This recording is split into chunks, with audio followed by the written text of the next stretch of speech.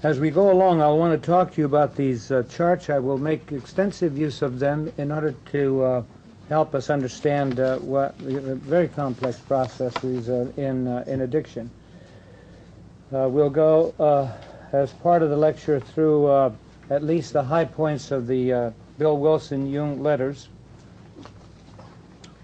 And then I want very specifically, although this is going to be in the somewhat in the lecture, I want to talk to you about psychic reality, the importance of that in understanding Jung's psychology and understanding this work in addictions. And I'm going to read to you a very interesting dream from a lucid dreamer and researcher from the Stanford University Sleep Research Center, and also an illustrative dream that shows what happens when we ignore psychic reality. That is, where the dream ego itself is confused between inner and outer reality. And that is absolutely central to our work. If that idea can be put over by the end of our workshop, then something worthwhile will have come of this workshop. I also want to make some suggestions of maybe overnight readings for you in Witness to the Fire and also in the drama The Gifted Child. Any questions? Yeah, right. So I want to begin this lecture with two poems taken from a book by Ashley Montague entitled Growing Young. This book is part of a large background and understanding of the human being that makes possible the healing of our neurotic afflictions, our addictions. This is from Lewis McNeice, Prayer Before Birth. I am not yet born. Oh, fill me with strength against those who would freeze my humanity, would dragoon me into a lethal automaton, would make me a cog in a machine, a thing with one face, a thing, and against all those who would dissipate my entirety, would blow me like thistledown hither and thither, or hither and thither like water held in the hand would spill me. Let them not make me a stone, and let them not spill me, otherwise kill me. And the other is from T.S. Eliot's Burnt Norton. Go, said the bird, for the leaves were full of children, hidden excitedly, containing laughter. Go, go, go, said the bird. Humankind cannot bear very much reality. Now the question we ask in this workshop is, can we bear enough reality so as to overcome significantly our addictions or help others, guide others in overcoming theirs, both and, of course. Now my reasons for giving this workshop are as follows. For one thing, I want to read at least portions of the correspondence that occurred between Bill Wilson, one of the co-founders of AA, and Carl Jung in January of 1961. This was a short time, well, 6 months roughly, before Jung died on June the 6th. I want to share with you, secondly, also something of my own addiction. Three, a Jungian contribution to the understanding and the healing of addictions, I think, is long overdue, and thank God for a book such as Witness to the Fire. And I think the reason for that is because so many of the books, while very, very good in giving us pictures of addiction and also giving us some structures for healing, do not emphasize enough, in my view, the dynamic of the process, and particularly through the use of dreams. For specifically, I find that most of the literature before this reason does not go deep enough, and does not connect various addictive factors in healing process into an integral dynamic whole. And 5, I want to put even the Jungian literature into a larger context, coming from principles found in every evolutionary process and repeated according to Jung in human development.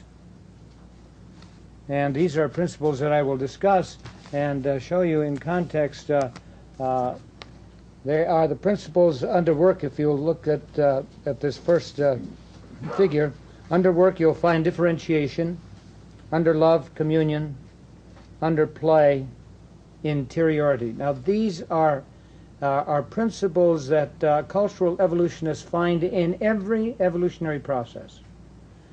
And it's very interesting that Jung, in his article on the development of personality, discusses 3 principles of human development, and they are called definiteness, wholeness, and ripeness. And I suggest to you that they are similar, absolutely similar to these 3, differentiation, communion, and interiority. And then there's a 4th principle, the principle of integration, which for me becomes synchronicity.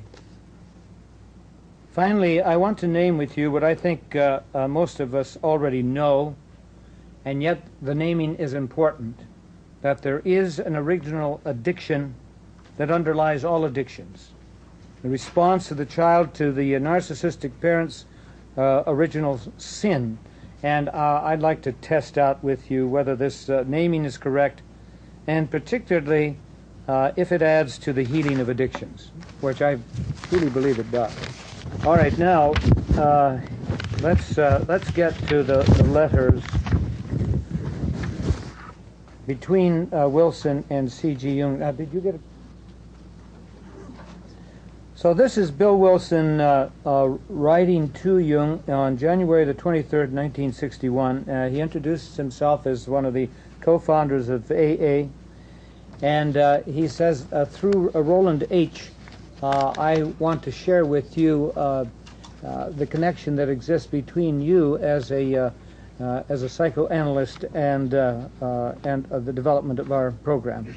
And he goes into his understanding of the relationship between Roland H. that developed in the 30s, okay, when this young man came to Jung and with this drinking affliction. In the process of analysis, he stopped drinking, finished his work with Jung, and then a few months later lapsed back into drinking, returned to Jung, and Jung, in effect, said to him that he could not help him unless he went through a spiritual conversion. Provided, Jung apparently said, he could become the subject of a spiritual or religious experience. In short, a genuine conversion.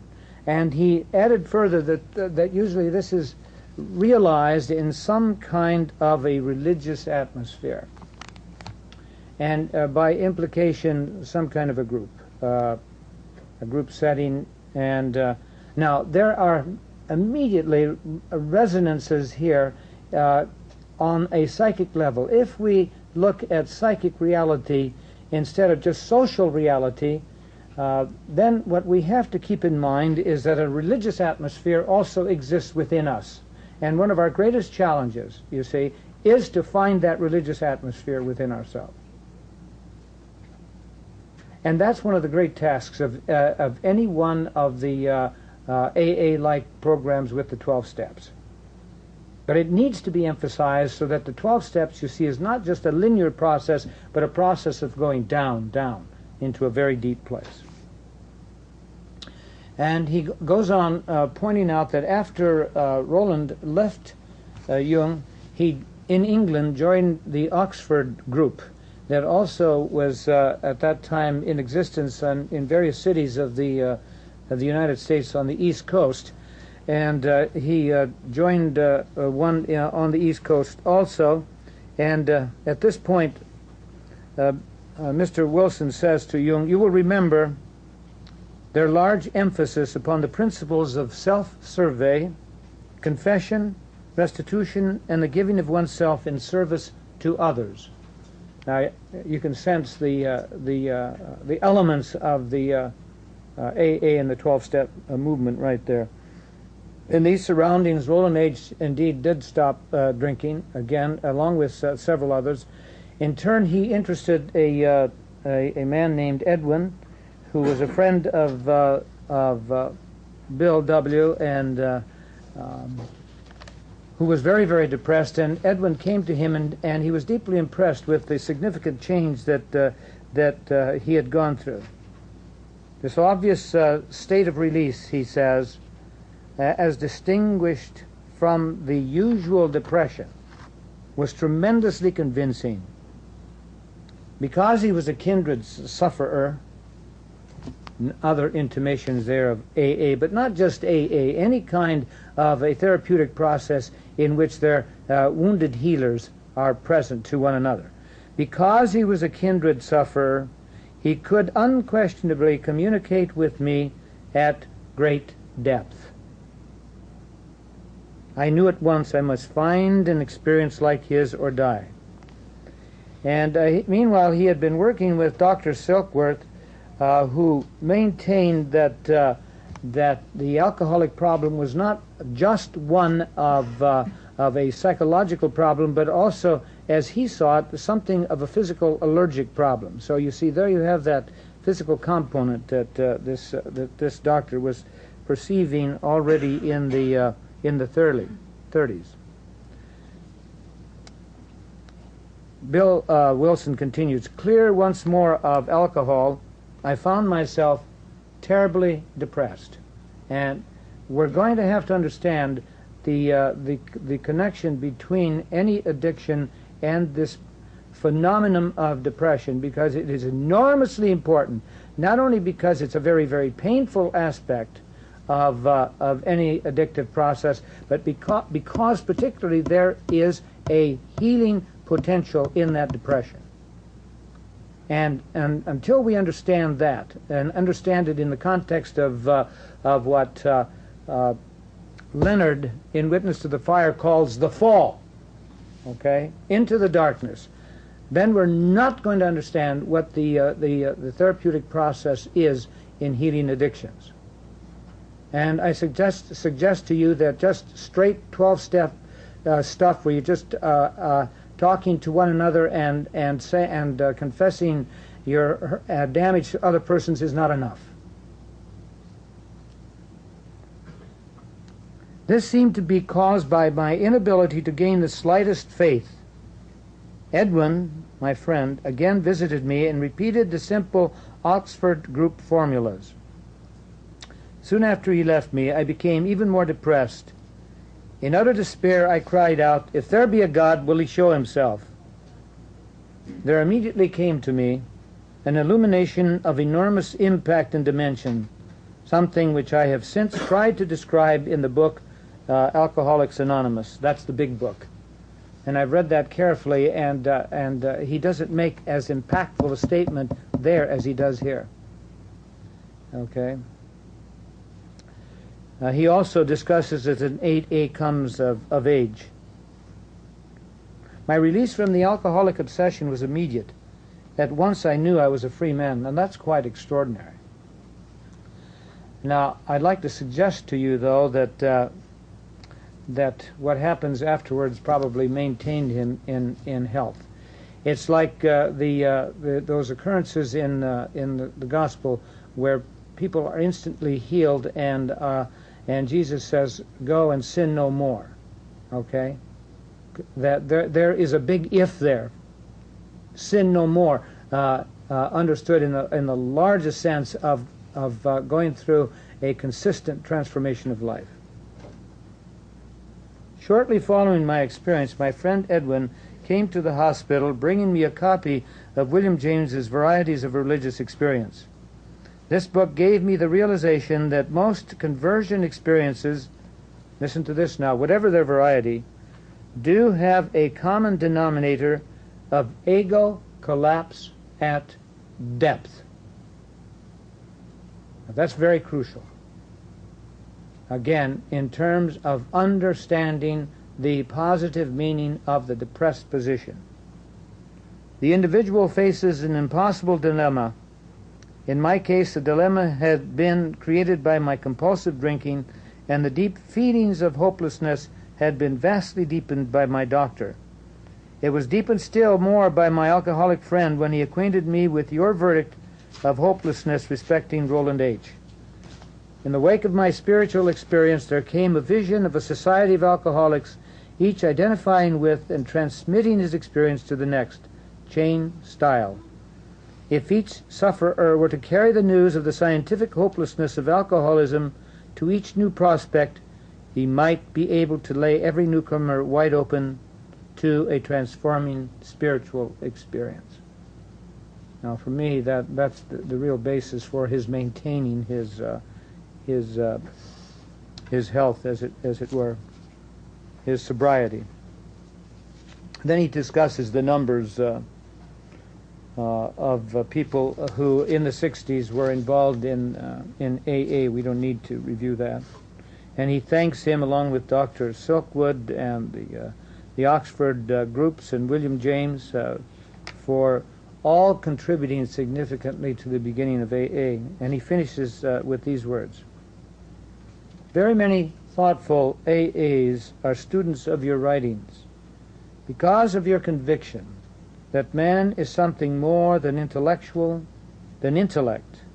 emotion, and $2 worth of chemicals, you have especially endeared yourself to us. Please be certain that your place in the affection and in the history of our fellowship is like no other. There's more than intellect, emotion, and $2 worth of chemistry, and that says an enormous amount. There is a spiritual dimension, and that's what we have to probe more and more as we work through these hours together. And on January the 30th, now Jung was a very ill man, and so his response to Mr. Wilson followed 7 days later. January the 30th, 1961. Dear Mr. Wilson, your letter has been very welcome indeed. I had no news from Roland H. anymore and often wondered what has been his fate.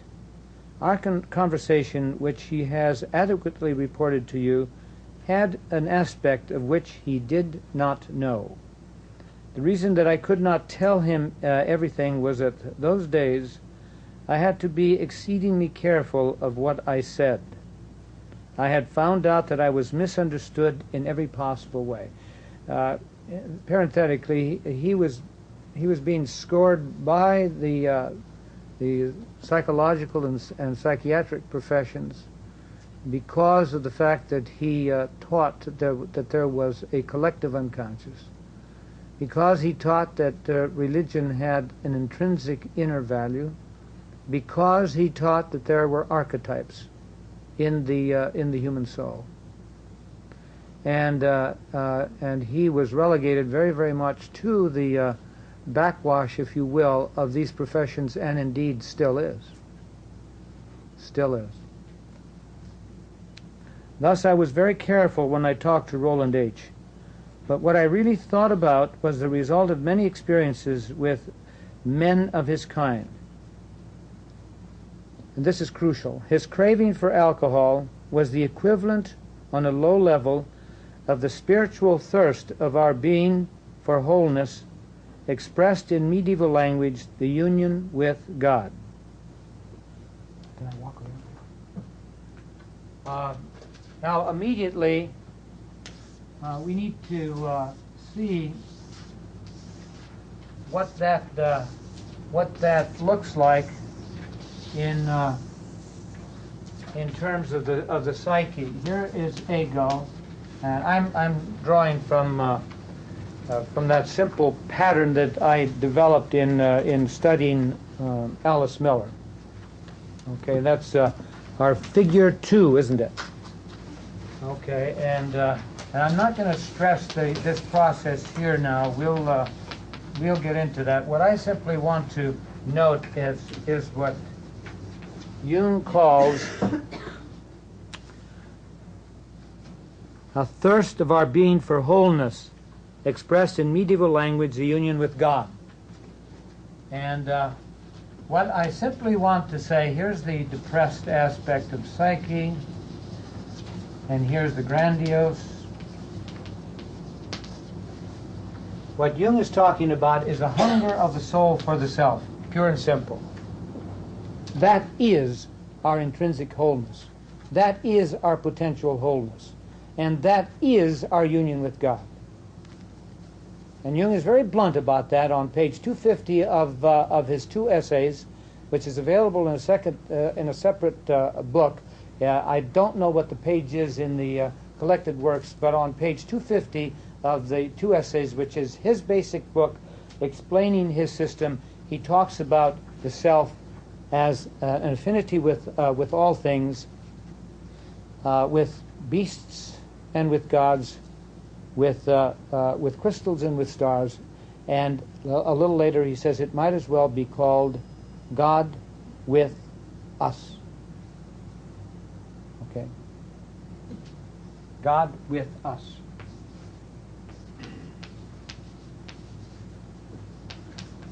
No, it's God within us. And even indicates the plural reality there, that this is the goal, you see, of individuation. And the goal of individuation is never a solipsistic one, never a private one. As you pursue your true self, understood in Jungian terminology, you are deepening your capacity for relating to people and all things. Okay? And the idea of wholeness is one of the realities of the self. The self is a source, but it's also the container, you see, of the entire psyche.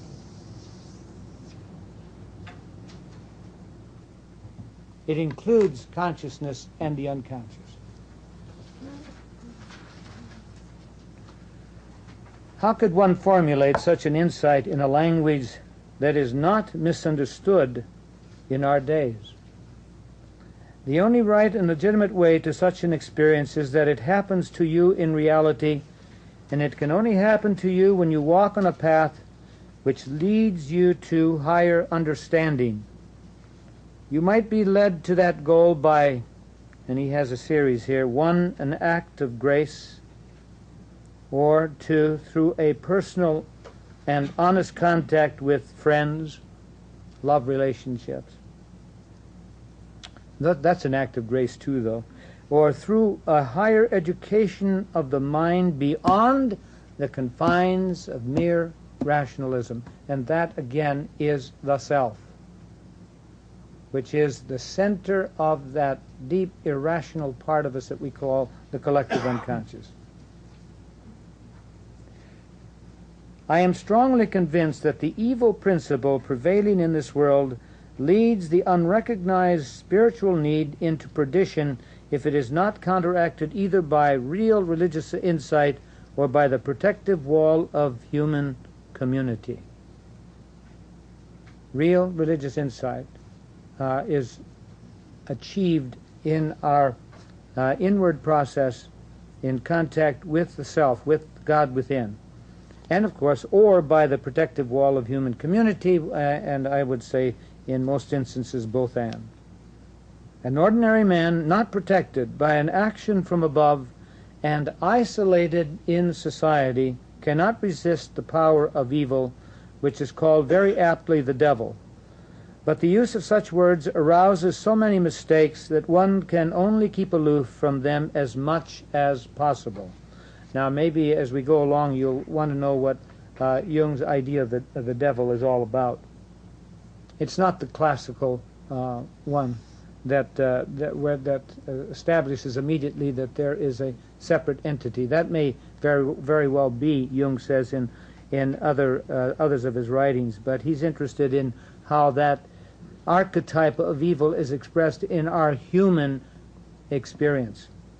These are the reasons why I could not give a full and sufficient explanation to Roland H., but I am risking it with you because I conclude from your very decent and honest letter that you have acquired a point of view above the misleading platitudes one usually hears about alcoholism. And besides, to give more perspective to Jung, he was a much older man at that time, and even 10 years before that, in 1951, when he wrote his article on synchronicity, which exposed him even more to ridicule beyond his other concepts, he said at that time, "I'm an old man and I give less and less care as to what other people think. And I owe it to my clients who have been telling me these stories about their psychic experiences for 20 years, and I'm not going to hold back any further." Then he has this concluding statement, which must be understood again in an inner way. You see, alcohol in Latin is spiritus, and you use the same word for the highest religious experience as well as for the most depraving poison. The helpful formula, therefore, is spiritus contra spiritum. Thanking you again for your kind letter. Now, spiritus contra spiritum simply means spirit against the spirit. And translated in the context of any addictive process, it means the wrong spirit, if you will, the wrong high versus the legitimate high. And there really is one legitimate high that comes from a very, very deep place within ourselves. That's basically what Jung is saying at that particular point. Okay.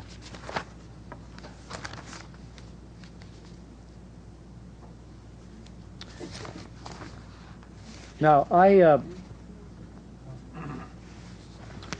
have not, fortunately, been afflicted with substance abuse. However, I have had academic afflictions. And before any of you discount this, remember that every addiction involves two aspects. One, a giving of oneself to another authority, whether it is a substance or a relationship. And two, the fear of discovering and being oneself. And because of the circumstances in my life, because when I was a little child, I could not speak English at all, and when I went to school, it was a very fearful experience for me. My reaction was to really take on the academic community.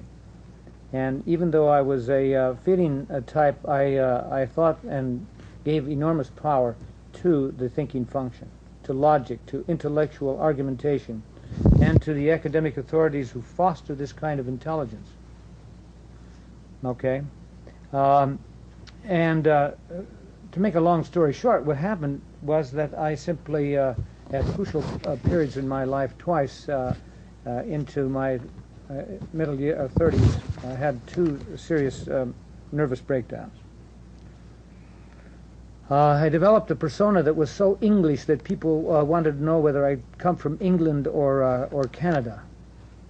As a reaction to that early fear of the intellectual community. I also became a sports addict in the sense that I used sports also as a way of connecting with the WASP community. Now, one of the healing factors that I entered into was to free myself. When I did intensive work in my first analysis was spontaneous writing. Unfortunately, I didn't carry that on after I got over my particular pains, and only recently have I been introduced to the work of Julia Cameron. How many of you are aware of her work, Healing the Artist Within? Have you heard of that workbook that she has written? She also teaches a 12-week course based upon that. Healing the Artist Within. Any artist, although she specifically teaches there a practice that she calls the morning pages. In 1975, I believe it was, she realized that she was an alcoholic. She had been using her drinking in order to get into writing, just as Linda Leonard shows her doing it in her preface here, which I want please all of you to at least try to read this evening before we begin, or tomorrow before we begin at 10 o'clock. And she was left in despair because she thought that if I stop drinking, that I'll have to stop writing. She was wandering around New Mexico at the time, and she began to ask herself, well, what do I believe in? And she immediately heard the response, I believe in a creator God, and that creator God is within me, and therefore I've got to contact that power within myself. And so she got the idea also in a kind of a sudden inspiration to begin spontaneous writing that she now calls the morning pages. A woman named Goldberg also in the book Writing Down the Bones teaches the same idea. She calls her writings junk writing. Okay, and the whole point of it is to keep the censor out of the writing, to keep the parent out of the writing, you see, to keep the power of the controlling authorities out of the way. She used alcohol for a while to do that, but then she also was taken over by the authority of alcohol. Okay? Spontaneous writing is to be taken very, very seriously. You are not journaling. You are not trying to write anything substantial. If that little part of you says, oh, this is beautiful writing, make a note of that, and then write down this is beautiful writing and get away from it entirely. You are honoring play itself, pure spontaneity. Now, this is not an easy thing for us Westerners to do. It's a very, very powerful discipline. I call it disciplined spontaneity. All right.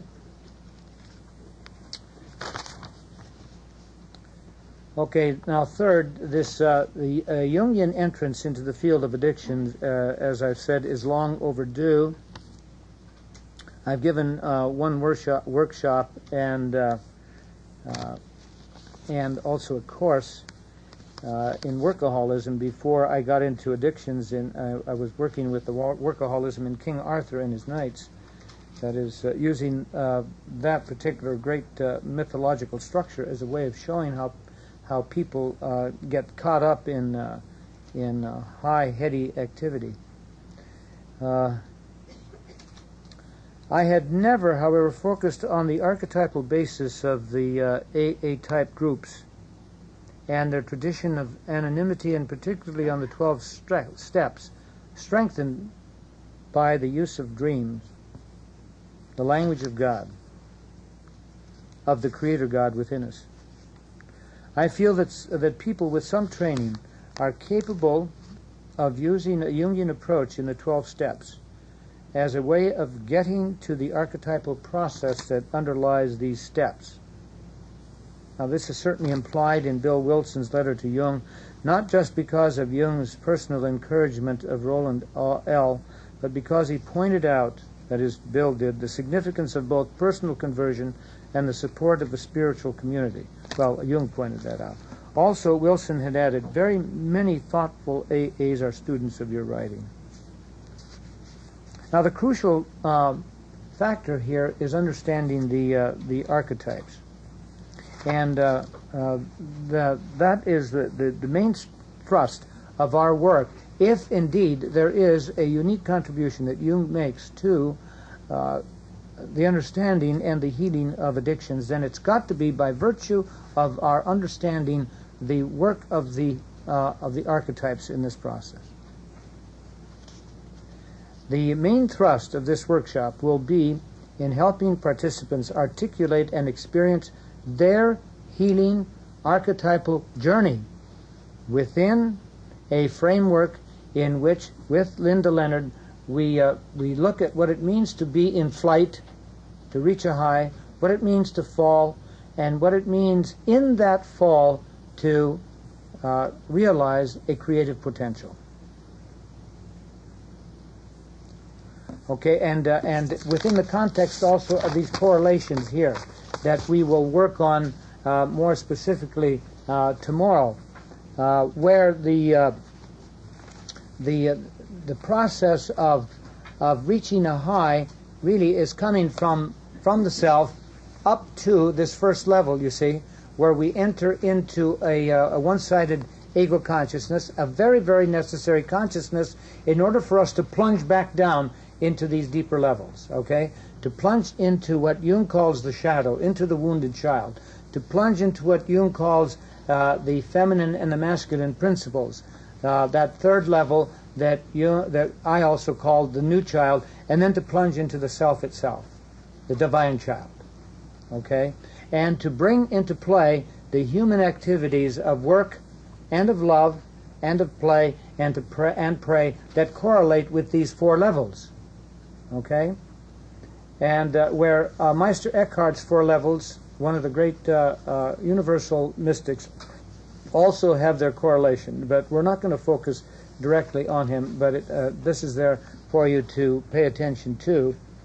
And also to see that there are bodily correlates to this process also, with the head referring to the ego level and the heart to the level of the wounded child, and the guts, womb, the sexual organs correlated with the new child and with the element of play. Very, very important.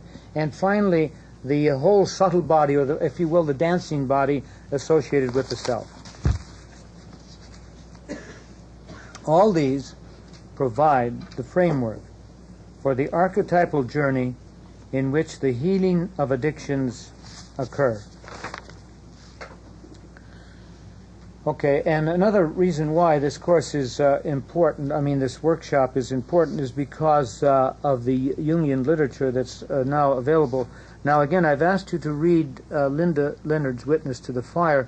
I also recommend another book for those of you who want to pursue a Jungian approach, but more from understanding drug addiction specifically in terms of a cultural base.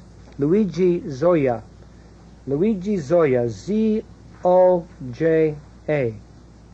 a Jungian from Italy, has written a book called Drugs, Addiction, and Initiation: The Modern Search for Ritual. And further, Marion Woodman's books are very, very important here because of the work that she has done with obesity and with nervosa anorexia. But of her books, the most important is Addiction to Perfection, The Still Unravished Bride.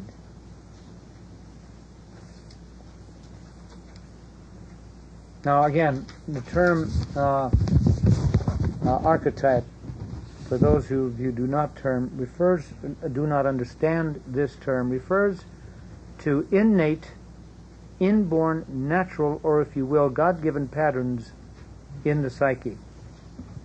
These patterns are first potencies of psyche, okay? Only potencies, but always there and available to be actualized. And appear, you see, in literature, appear in ritual, in fairy tales and myth, in scriptures and in poetry, appear in dreams as powerful images, usually of a spiritual nature. That is, they appear like, as it were, gods and goddesses, or have a godlike, larger-than-life quality, always with specific attributes. For example, the masculine warrior is aggressive, is a metaphor of war, and disciplined work. It's the assertive part of us. And a softer archetype is the lover. Some people are authentically identified with this archetype, just as much with this archetype as others are with the warrior. Each such universal pattern is constituted in such a way that there are both positive and negative aspects. Now that is very, very crucial, because the process of healing any kind of emotional affliction involves a transformation. And the symbols, you see, the universal symbols are vehicles of transformation. And we'll get into examples of that.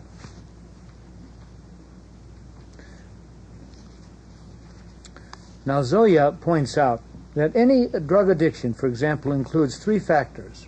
One, the physical organic habit formation, and recall that that Bill Wilson's doctor spoke of this as a kind of allergy. Two, conditioned psychological habits. All right, now again, these two are in a corresponding way like the two that that Bill Wilson's physician talked about. But again, he says nothing of a third kind.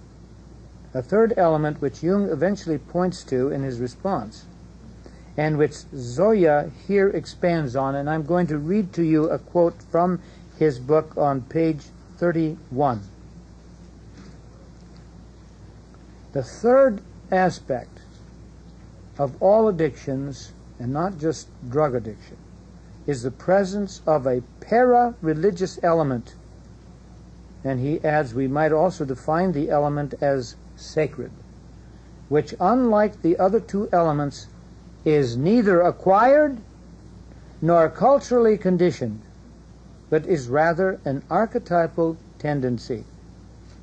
This element would be responsible for the spontaneous formation of rituals, and now here specifically for the drug addict's tendency towards esotericism, looking for the unusual, the mysterious, the occult. The fact that the third element is the least conscious explains to some extent why most other schematizations of drug addiction tend to be reductive, concentrating only on its physical and conditioned aspects. As we see from the ineffectiveness of most drug treatment programs, the problem of addiction is not easily conducive to such reductive terms. Okay? What Zoya is saying, what Jung was saying is in his response to Bill Wilson, when he writes that liquor in Latin means spiritus, which in Latin also means soul, okay? The same thing. These people are saying that the reason why an addiction requires a spiritual archetypal solution, like Wilson's conversion, is because the essence of addiction is first and foremost a spiritual archetypal problem. Okay? We say in every neurotic problem that the archetype or God of that problem is the God who wounds and the God who heals. This is another way of saying again that in each great symbol, in each archetypal or universal symbol, there is both a positive and negative potential, depending on how it is understood and used by human beings. So, writes Zoya, an archetypal meaning underlies crucial terms in all of the addictions. Now, he takes the word addiction itself. He says the word addict appears in England around the 16th century, and it comes from the Latin addictus, which means handing over to someone. Addiction thus originally meant giving oneself over, but little by little. The meaning became connected with the use of drugs, however, in a progressive way. A similar etymological evolution took place with the verb to crave, which comes to us from the Old Norse verb for to ask or to demand intensely. Therefore, to crave, you see, is practically like to pray. To pray. Addicted, therefore, has at root a deeper positive connotation and meaning. Even in our common speech, we speak of a positive or healthy addiction, meaning a positive habit that aids us, such as sleeping a reasonable number of hours a day. It even implies our surrender, our giving ourselves over to a higher or more comprehensive power. Marion Woodman notes that in her work with food addictions, she finds in them the hunger for a spiritual food, for symbols and actions of love from individuals, but also from sacramental practices, such as the Eucharist in Christianity and the Passover or Sabbath meals in Judaism. And she also adds, now listen to this, because again, this is, I'm going to build on this before we leave this evening. The real food of the soul is metaphor. The real food of the soul is metaphor. The whole world of dreams is a metaphorical, symbolic one. Religion is based on symbols. Art, music, poetry, the whole creative world, the world of soul, is based on it. And Linda Leonard's book, his entire book is based on the assumption that addiction is a destructive attempt to be creative. And she distinguishes here between the demon lover and the creative demon of the artist in each of us. In both, and this is a quote from her, page 11, both is a sort of possession, a giving oneself over to the call of creativity.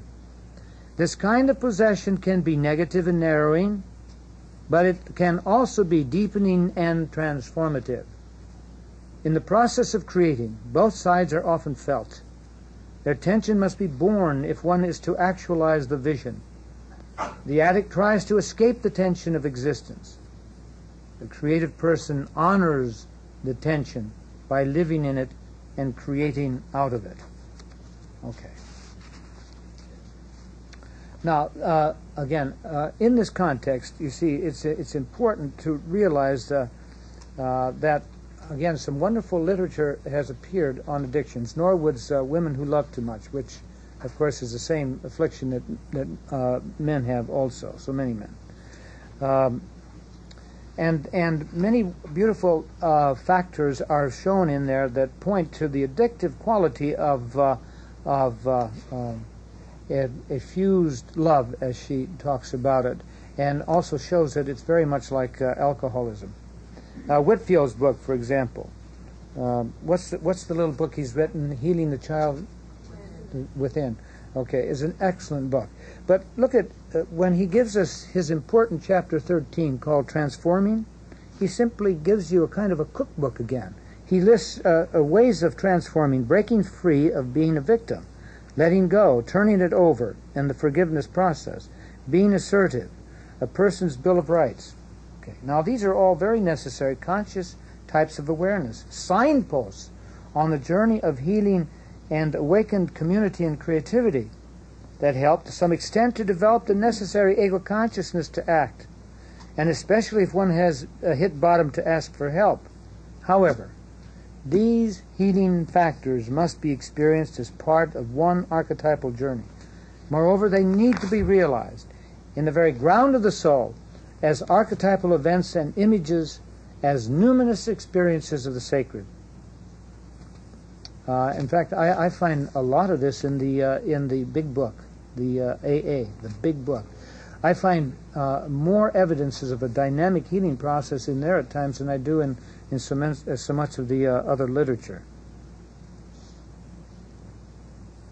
Okay, and again, Zoya points out that if we don't get to the spiritual dimension, something happens. He says we begin to see the former addict falling into another dependence, either on a new substance or on another pathological behavior, a fanatic adherence to a religious sect, compulsive eating, and so on. Or for a lot of people who leave alcohol, sugar.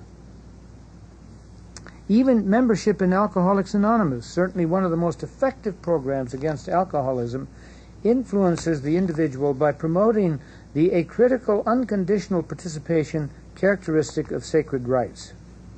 Now, I'm not sure whether that's right or not, but certainly people who have been in AA, and I've worked with them for years, do point out that for some, AA becomes a form of addiction. However that is expressed and realized. Okay. Now, let me give you an example of what I mean by a transforming process. Here's a woman who came to me quite a number of years ago, complaining that she was absolutely full of explosions. She was so angry. Her father, when she was 7, walked into the kitchen where she and her mother were, walked in with another woman and said, "Goodbye, I'm leaving." And that was it. Took off. Okay, the mother immediately had a terrible breakdown, and the little girl had to go live with the parents. She had dream after dream in which there were explosions. An airplane fell in the back of her house in a dream, and blew up a portion of the bedroom she was in, and her bedroom flew up in the air, and she awoke in terror. And we worked constantly on the idea of holding that anger in order to transform it, until finally she had a dream which is as follows. I receive a bomb in my hand, and it's alive. It is alive. This time, however, I do not drop it. I do not run. I hold it, and suddenly it changes into a beautiful piggy bank with money in it. Okay? And we spent weeks talking about the significance of this transformation. And it was a very, very important turning point in her life. Not just because of the dream, but because it symbolized, on one hand, what she was already beginning to do. She was already beginning to contain her anger, holding it, and we'll talk further about that tomorrow. But also because she used the dream as a way of experiencing over and over again the potential that she had for transforming anger as resentment into anger as assertiveness. In the context of that third figure that I have, but locating it right up here, you'll notice that I have anger right here at this very crucial place, where it participates in the high of any addictive process. There's an enormous anger in every addiction. Okay? And the anger as resentment comes from the wounded child. And therefore, you'll notice there that I show this anger as resentment, right? But when that same anger comes from the self, then it becomes assertiveness.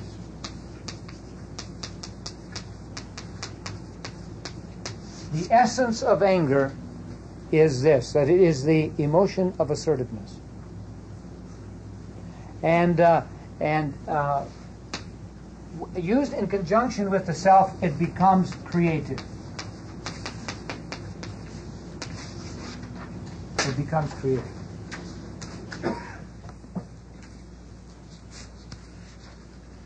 Similar transformations, for examples of killer children into playful or crying ones, rapists into lovers, negative parents into supportive parents, occur in dreams and dream work.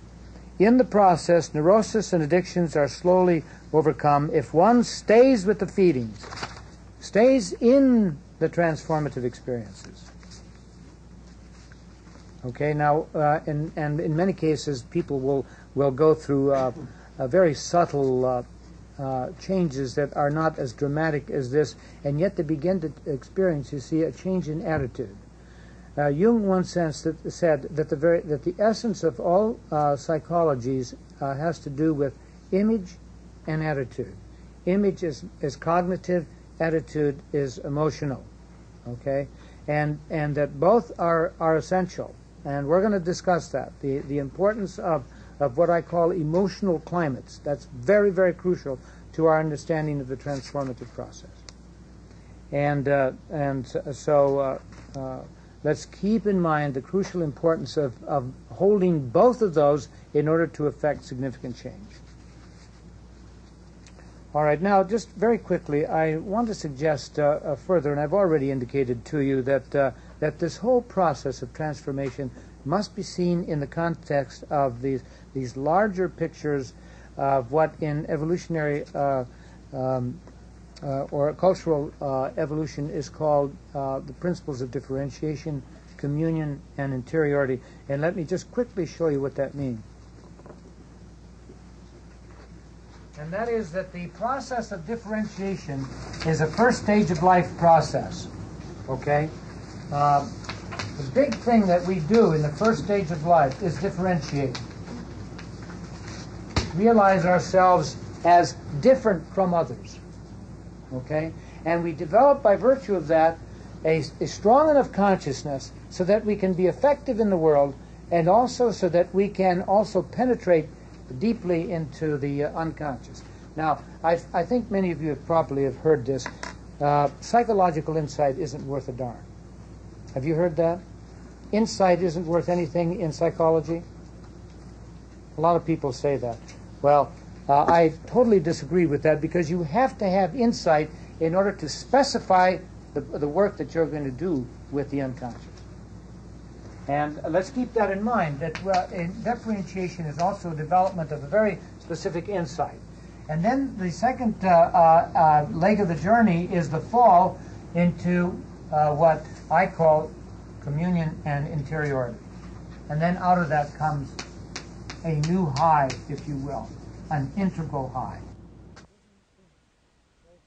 All living things go through these processes.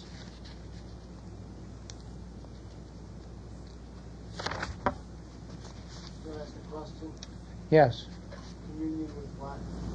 Communion with anything that is integral to your particular state of existence. For example, Thomas Berry, who writes this wonderful book, The Dream of the Earth, discusses the sun, for example, as differentiated. It's a very unique star. It's a very unique star. But it's also part of a larger communion, and that is the Milky Way galaxy. All right? And it also has a very unique interiority, that is creativity, and that it is the source of the 100-plus elements that compose all of matter, including your body and mind. Another question. Yes. You've used the term high almost interchangeably, not quite, a couple times. And With a lot of other highs. with ecstasy or something. Oh, yes. Is Yes. And we're going to be dealing with that. A first stage of life development is achieving something of a high. We move, you see, out of a very, very primitive makeup as children and state of consciousness into what we call a head consciousness. That's high. That's high metaphorically in the body. We need a strong head consciousness. I have a question. Yes. How do you integrate that body? Because I see that if we stay with that high, with no integration of the body, it forms itself into another addiction. It becomes a monstrosity in itself. Yeah. Head consciousness by itself is an addiction, and it becomes the addiction to perfection, and it becomes workaholism. Okay, work becomes workaholic. Okay, and there are dramatic examples of dreams that illustrate that process, and maybe you have some, and we want to bring them in tomorrow. Okay. All right. Now, I suggest to you now, in the context of the above, that there is a large underlying reason why so many people in our culture are presently addicted. Why our entire culture, in its stifling, controlling behaviors, especially in its larger organizations, is an addicted culture.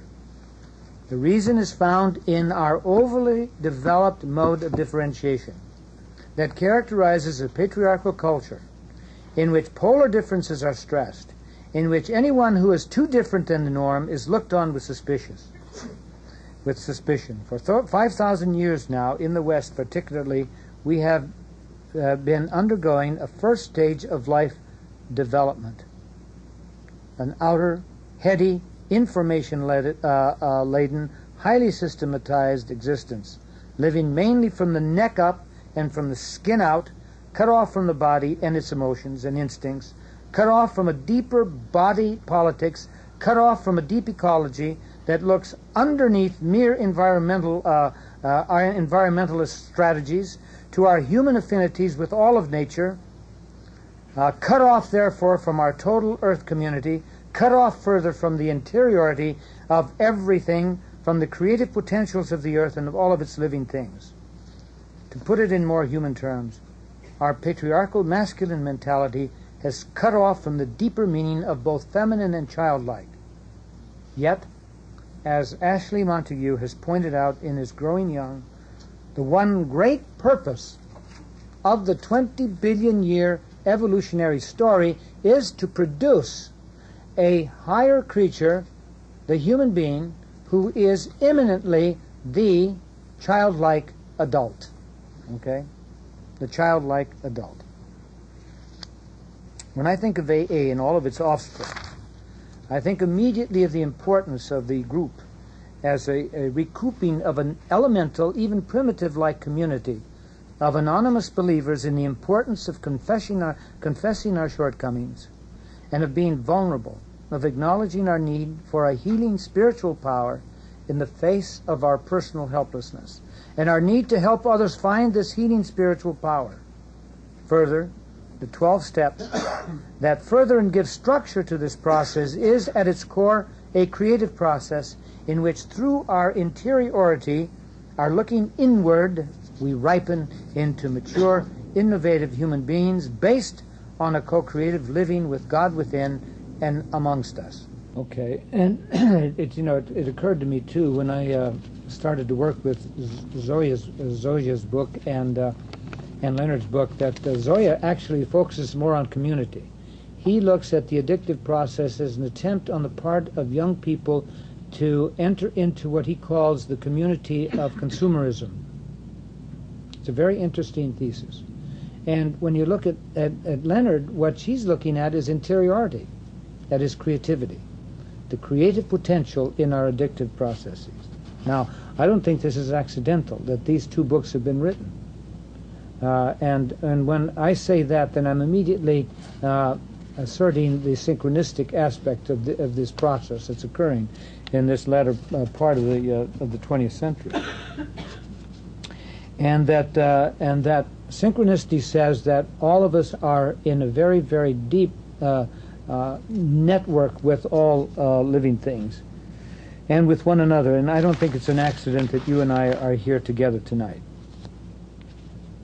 All right, now finally I want to come down to my last point. And that is that I am convinced that there is an original addiction, as I said, underlying all these other addictions. And this came to me, this term original addiction, when I went to Minnesota last December to work with a group of 42 people, most of whom had alcoholic problems in their personal lives or in some member of their family. And the rest had codependent and workaholic problems. And practically all of them had codependency problems. Now, before that workshop, I received a dream from a woman who has had serious difficulties in her family, not just with mother and father, but also with her sibs. She's a very sensitive, introverted feeling person, and most of her sibs were extroverted, sensate, extroverted thinking. She was really a lost sheep among 5 children and a mother and a father. They did not understand this quiet, sensitive child. She has a dream. And here's how the dream goes. I am captured by a very, very powerful man. And he takes me to his hiding place. And in that hiding place, he says, in effect to me, you can be free if you recite correctly the first commandment of the Decalogue, of the 10 Commandments. And she thinks for a moment, and then she blurts out, first, honor thy father and thy mother. And his response is no, but it's a no, as she says, that resounded through the stars and the planets. in wave after wave, and she awoke in terror. Now, I consider that an extraordinary thing. Okay. First, I am the Lord thy God. Thou shalt not have strange gods before me. What are the strange gods? Who are the strange gods? Mama and Papa. Not, in this case, as representatives of God. There are positive addictions you see here also. There are very real codependencies in an infant. And always pointing to the essential codependency with God within. Okay. But here we're talking about a wounding, and therefore what I call a primary idolatry. And a primary idolatry is the original addiction. The subservience of the child to the parents. This young woman, when she was about 12, decided that she was absolutely and totally evil, and that the only way she was going to save herself is by being the servant, the absolute servant of mother and father, and of her brothers and sisters. And it's taken her a long time to drop that, and to begin to realize, you see, the other more essential, more fundamental aspect of healing addiction, and that is claiming her own power. Okay, claiming her own power. Now, very quickly, look and see what this looks like in this picture here. The fourth commandment is right up here. This is where the parent is internalized.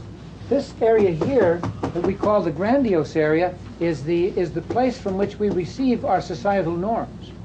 This is the place of what Freud calls the superego. The superego. This is the place of power. Okay, but secondary power, and we'll get further into that. The first three commandments are right down here. The first commandment: I am the Lord thy God, thou shalt not have strange gods before me. Second, do not take the name of the Lord thy God in vain. Third, what is it? Remember the Sabbath day.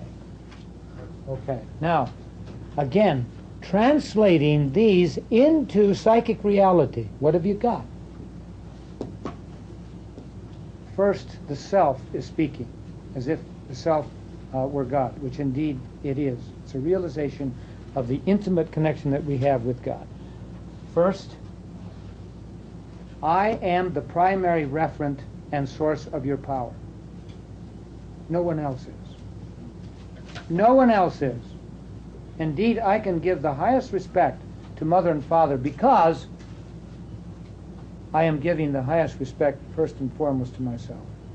And I am not going to dishonor this that I am at the core of my being, my uniqueness, and my connection with all living things. Okay? Second commandment. The third commandment, I am going to give time to be present to my inner mysterious ground. And then by virtue of that, then I can deal with any authority. You see, the fourth commandment, when it's expanded, is always, and in the classical catechisms, you have a discussion here of one's loyalty to not just mother and father, but also to the state, also to any institution in which one belongs, and that's real. That's real. But if you see this hierarchy, if you will, is not honored, then you're going to have all kinds of addictive relationships with your spouse, with ideals, with institutions, you name it. You name it. With substances, with specific behaviors within yourself, such as resentment that can just eat us up. The addiction to perfection, is, I call all of this holy exaggerations. Holy exaggerations. All right. I want to conclude by sharing with you a poem I consider one of the greatest ever written. It's Shakespeare's 29th sonnet. And I think it fits beautifully into this concern that we have. Let the love that it speaks of be the self, your inner first divine lover, and the healer of all addictions. And this is how it goes.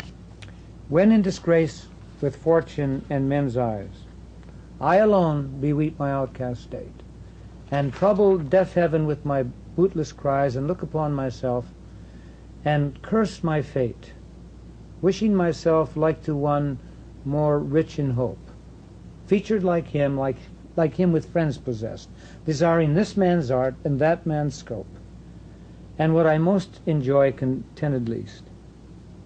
When myself almost despising, happily I think on thee, and then my state like the lark at the break of day arising, from sullen earth sings hymns at heaven's gate. For thy sweet love remembered such wealth brings, that then I scorn to change my state with kings. Okay, thank you very much, and let's take a break now, and then we'll come back and you can and ask questions, and then I also want to share with you an amplification of what it means to be in touch with psychic reality from a dream here, and also from a dream from a person I'm working with. A new book here by Alice Miller. I don't know if some of you have seen this. Banished Knowledge, Facing Childhood Injuries. And I'm quite unhappy about the quote that is in the back here. I want to read it to you because it deals with some of the issues that we'll be dealing with here.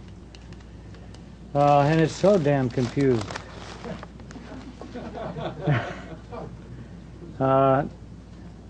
She's a great analyst and has made enormous contributions.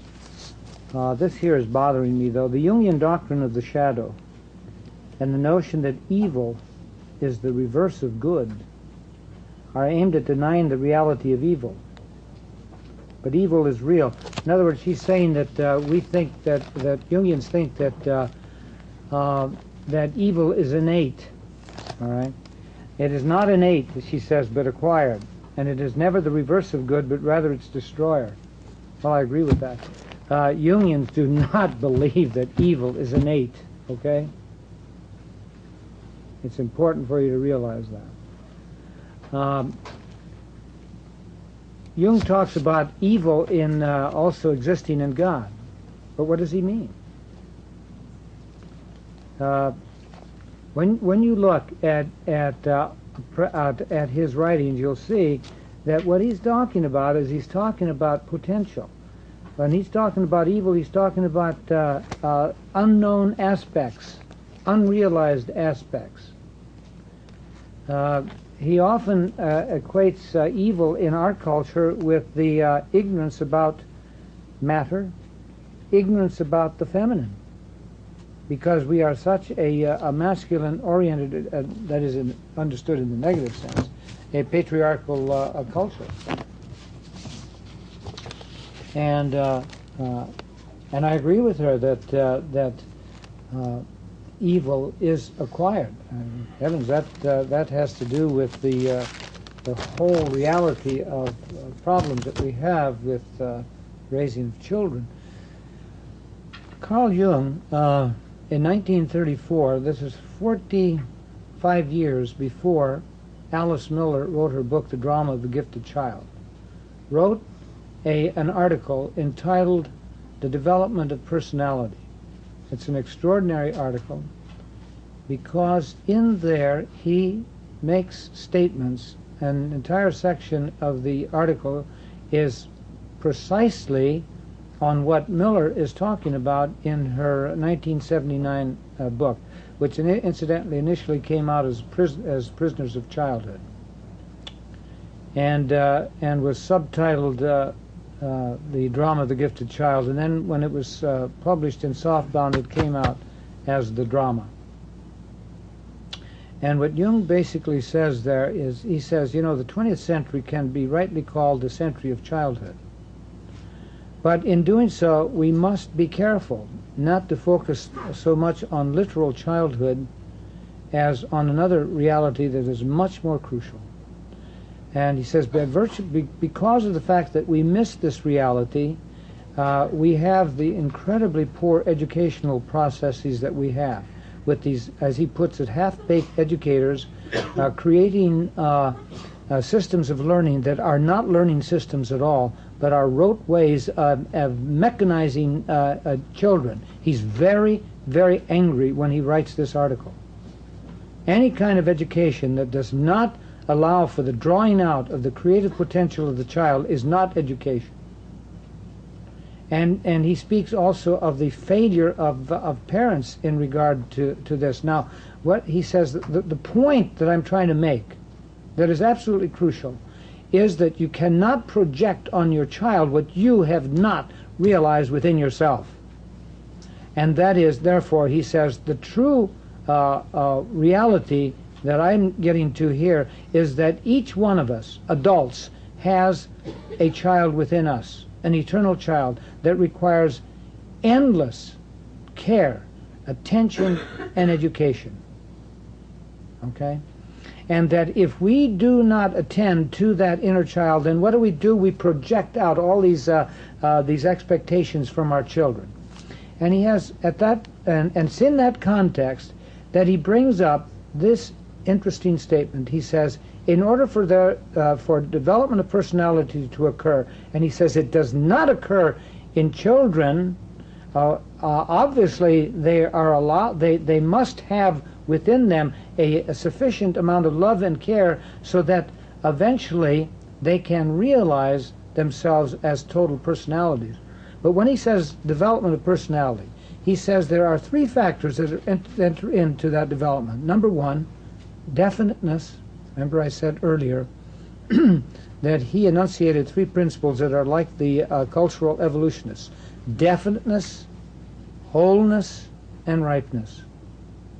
And he says these are not qualities that you want to lie on any child. A child is not in a position to define him or herself.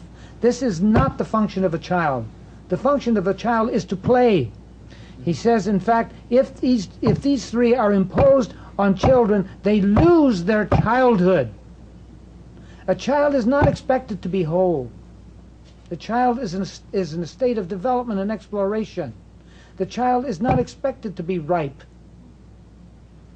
to be ready to produce great creative works. Now, we have Mozart's and a few other folk like this, but even he was so terribly wounded because so much was expected of him by that colossally grandiose father of his. And it wounded this man, and so much so that in spite of his incredible creativity, he was destroying himself very rapidly, and therefore died when? Age 31, 32? 37, was it? And we could have had him for another 30 years, even in that time. And what incredible additional music he would have given us. So, you see, the point that Jung is making here in such a powerful way is that if we do not realize these three principles of development within ourselves, then what do? We project them out on our children. Okay? All right. Okay, any questions about the lecture before I get into what I consider to be so crucial, and that is a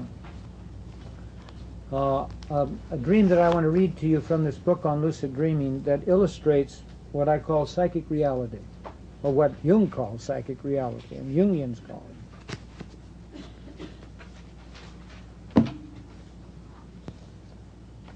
Any question? Yeah. You use the terms religious and spiritual. Can you give me, I use those terms, and Jung and Wilson have been using those terms very interchangeably. By religious, we're not talking about hierarchical structures or even ritual structures. Jung writes an article on the psychology of religion, and essentially what he means there is spirituality. Talks about religion as having to do with wholeness, religion having to do with what he calls the numinous, the experience of the sacred. And that's basically, they are interchangeable on that level. Unfortunately, the term religion usually is applied presently in our culture to, to structures, ritual structures, ethical, canonical structures, if you will, hierarchical structures. Yeah. Any other questions? Yes. What is the definition of synchronicity? Synchronicity. What is the definition of synchronicity? I want to give a course on synchronicity again one of these days. Jung, in his, in fact, the title of Jung's article is Synchronicity, the Acausal Connecting Principle. Now, the term acausal is really a negative term, obviously, acausal. What that means in the context of a Newtonian science is mechanical causality, or in the classical philosophical terms, in efficient causality. Things impacting things, okay, in mechanistic or physical ways. This principle is not a mechanistic principle. There are other causalities. In classical philosophy, there is also formal causality. There's also final causality. When I translate acausal into intelligent. Formal means intelligence. That which is formal has a form. It has a specific design, and a specific design has intelligence. It has purpose, and if it has purpose, then it also has finality. So in the term intelligence, there is both formal and final causality. All right, what is that practically speaking all about? The acorn has the intelligence, the potential intelligence to be an oak, and the epigenetic process that enables this simple organism to become the complex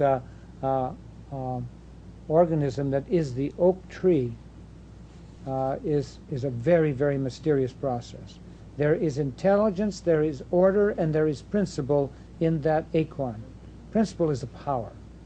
It's a potential. Okay? The seed is a if you will, a material, literal way of speaking of synchronicity as an intelligent, connecting principle. And it exists in the entire universe. It's not the environmental balance. That's only one manifestation of it. It is a substratum, as Jung says, in the universe. The theoretical physicist, David Bohm, for example, calls it the implicate order, which really means the hidden order, the order that is implied from explicate and experienced manifestations. It's a hidden order. Now, I happen to think that synchronicity is the essential principle of the psyche. That's why I define the self in the same way as I define the synchronicity principle, as the intelligent, connecting principle. Okay? That enables the gene, our genetic structure, in our original egg to become the human that each one of us is, physically, but also the spiritual qualities that potentially constitute us in that original organism that each one of us is. There's no little teeny human in the original egg. It's an epigenetic process, and an epigenetic process is very, very mysterious. Epigenetic means the building of complex aspects from simple aspects. That's all. That's what it means. But how in the world does that happen? How does complexity come out of simplicity?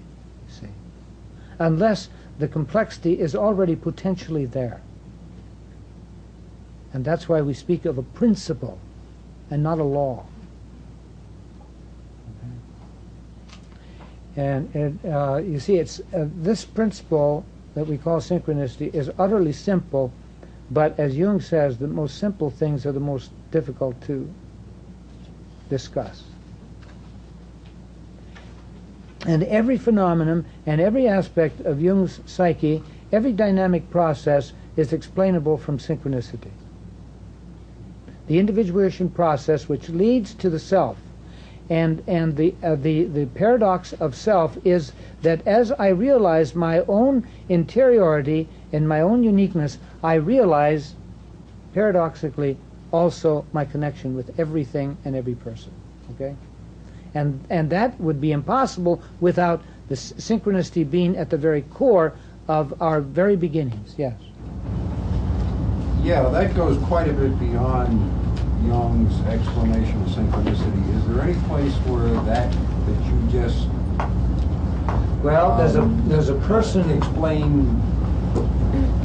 Yeah, I'm trying to remember the person's name. There's a person has written a book called Religion and Synchronicity, and I purchased it from the Jung Institute. So they have a way of getting a hold of it. Synchronicity and Religion, or Religion and Synchronicity. He's the first one I've seen who really takes that term seriously and discusses it in terms of individuation. Okay. Well, let's keep that idea in mind, because you see, what it expresses is the deepest realization of what we call psychic reality. The psychic reality is different from social reality and physical reality. It's a hidden reality. And it's not just under my skin. It's in all things. Again, the implicate order. The implicate order. But inside of us, and shared by us, the language of psychic reality is symbolic language, and all of the emotion and feeling that comes out of symbolic language. It's the language of art, the language of all the arts, the language of all the religions, and it is the language of the dream. I'm going to share a dream with you, because in lucid dreaming, this person knows psychic reality, and I want you to experience what he's talking about. This is on page 1 of the book.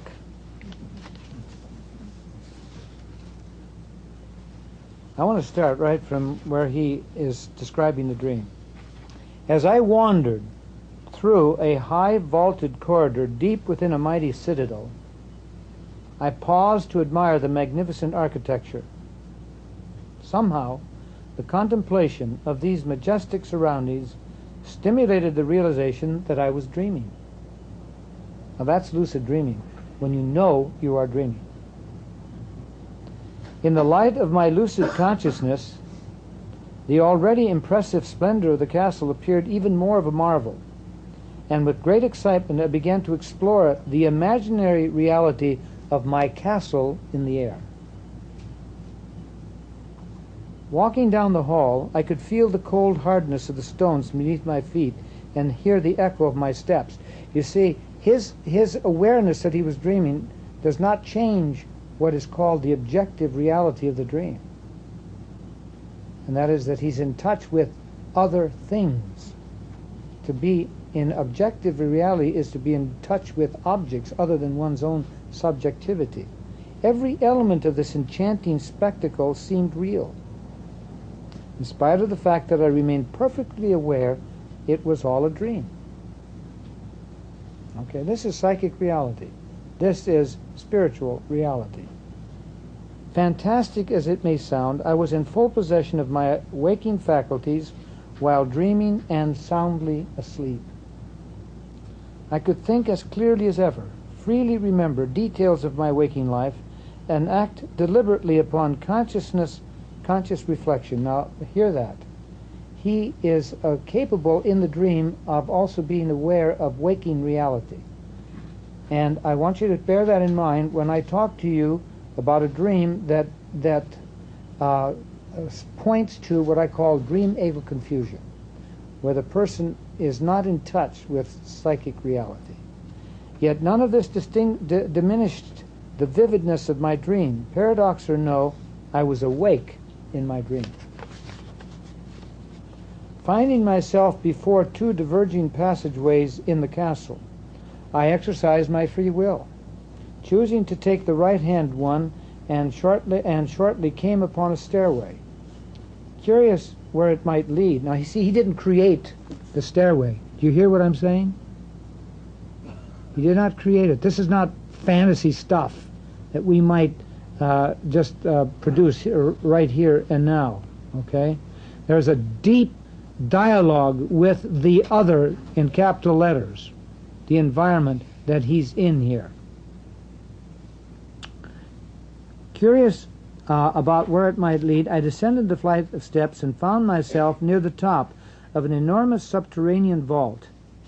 From where I stood at the foot of the stairs, the floor of the cavern sloped steeply down, fading in the distance into darkness. Several hundred yards below, I could see what appeared to be a fountain surrounded by marble statuary. The idea of bathing in these symbolically renewing waters captured my fancy. He's having a wonderful time here. And I proceeded at once down the hillside, not on foot, however, for whenever I want to get somewhere in my dreams, well, he means really lucid dreams, I fly.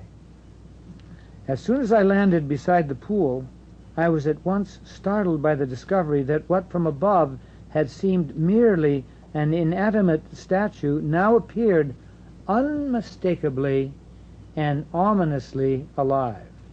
Towering above the fountain stood a huge and intimidating genie, the guardian of the spring. He puts this in capitals, as I somehow immediately knew. All my instincts cried out, "Flee!" But I remembered that this terrifying sight was only a dream. Emboldened by the thought, I cast aside fear and flew not away, but straight up to the apparition. As in the way of dreams, no sooner was I within reach than we had somehow become of equal size, and I was able to look him in the eyes, face to face. Realizing that my fear had created his terrible appearance. Now that's psychic reality. My fear had created his terrible appearance. Okay? I resolved to embrace what I had been eager to reject. And with open arms and heart, I took both his hands in mine. As the dream slowly faded, the genie's power seemed to flow into me, and I awoke filled with vibrant energy. Okay?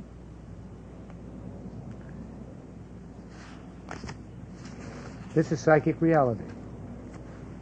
I know of no more powerful way of illustrating what is so absolutely crucial in Jung's understanding of psyche than understanding this. And I can't tell you how incredibly important this is and how devastating when it is not understood. I have worked with people who have come to me who for years have been oppressed by psychiatrists and psychologists because they were trying to tell them of experiences like this that these people would not tolerate. Okay? Mystical experiences that they would not deal with. Why? Because these are illusions. Illusions. Illusions. Why? Because they're not real out here. You see? Not understanding psychic reality. And I recently came from a workshop that was extraordinarily powerful, led by one of our Jungians, Dr. Jess Grossbeck, on multiples, multiple personalities, where this man has worked for years with multiples. And I want to share something with you here because, you see, the multiple writes big what you and I experience. The difference being that, you see, all of us have parts within us. Our body has parts, and yet the body is one. The psyche has parts, many sub-personalities, but the psyche is one. Unless, of course, we suffer deep enough traumas so that parts, those that are distinct, and yet we're conscious of their distinction and their differences, and indeed we're conscious that they have certain autonomies, and that's what we call complexes, and that's what we call the archetypes that underlie the complexes. Each of these aspects has a certain autonomy. When we get angry, sometimes something in us takes over, doesn't it? That really surprises us. But we're aware of it too. We may have a hell of a time controlling it, but we're aware of it. The difference is that split personalities, multiples, do not know the splits until they begin the internal work. And so what happens, you see, the best way I understand it is to imagine that this person's soul, the self, as the creator, the writer, the one who is producing the libretto, the director, is the self, and putting a drama on stage with the different personalities now being acted by the one person, but also literally expressed in different dress and different attitudes. So that when an analyst, a Jungian analyst, experiences something like this, he says, "Oh my God, I am experiencing the shadow as a living reality." But he still understands that this person, this sub-personality who comes to him, is part of a drama, and therefore to be respected as metaphor. And if it is not respected as metaphor, then some horrible things can be done to these people. And I can tell you that there are hospitals right here in Chicago that are doing horrible things to multiples because they do not understand this. For example, this one woman he worked with came to him only as a depressive. It was only until she had a third abortion, I won't go into the detail, where she had to abort because the child she knew, and you can find out now, was a boy. She already had 2 girls, and she told her husband that she had aborted their third potential boy. A week later, a personality showed up on the telephone that sent chills up Dr. Grossbeck's back, because it was the same person but with a different attitude. And when she walked in the next day, this usually fairly staid woman was now dressed in leather skirt, leather shoes, jangles all over the place, heavily painted, and was going out with her motorcycle crew. And she was sleeping with several of them. She was very playful, just the opposite of that highly structured and controlled individual she ordinarily knew.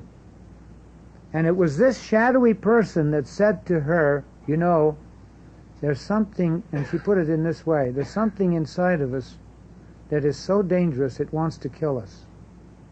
She wants to kill us." And a few weeks later, another one showed up. Glenda, it was Glenda, I think.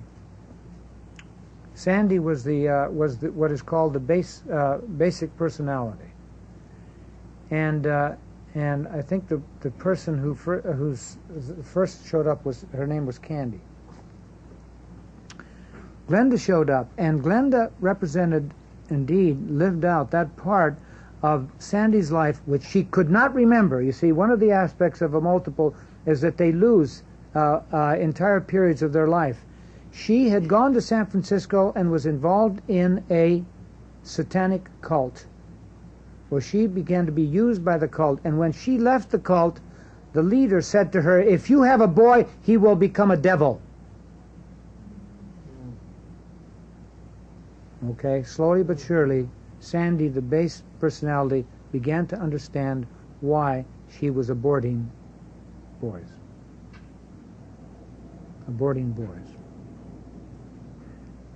And there were psychiatrists and other counselors there who had worked in several hospitals with multiples and were appalled to see, in contrast to what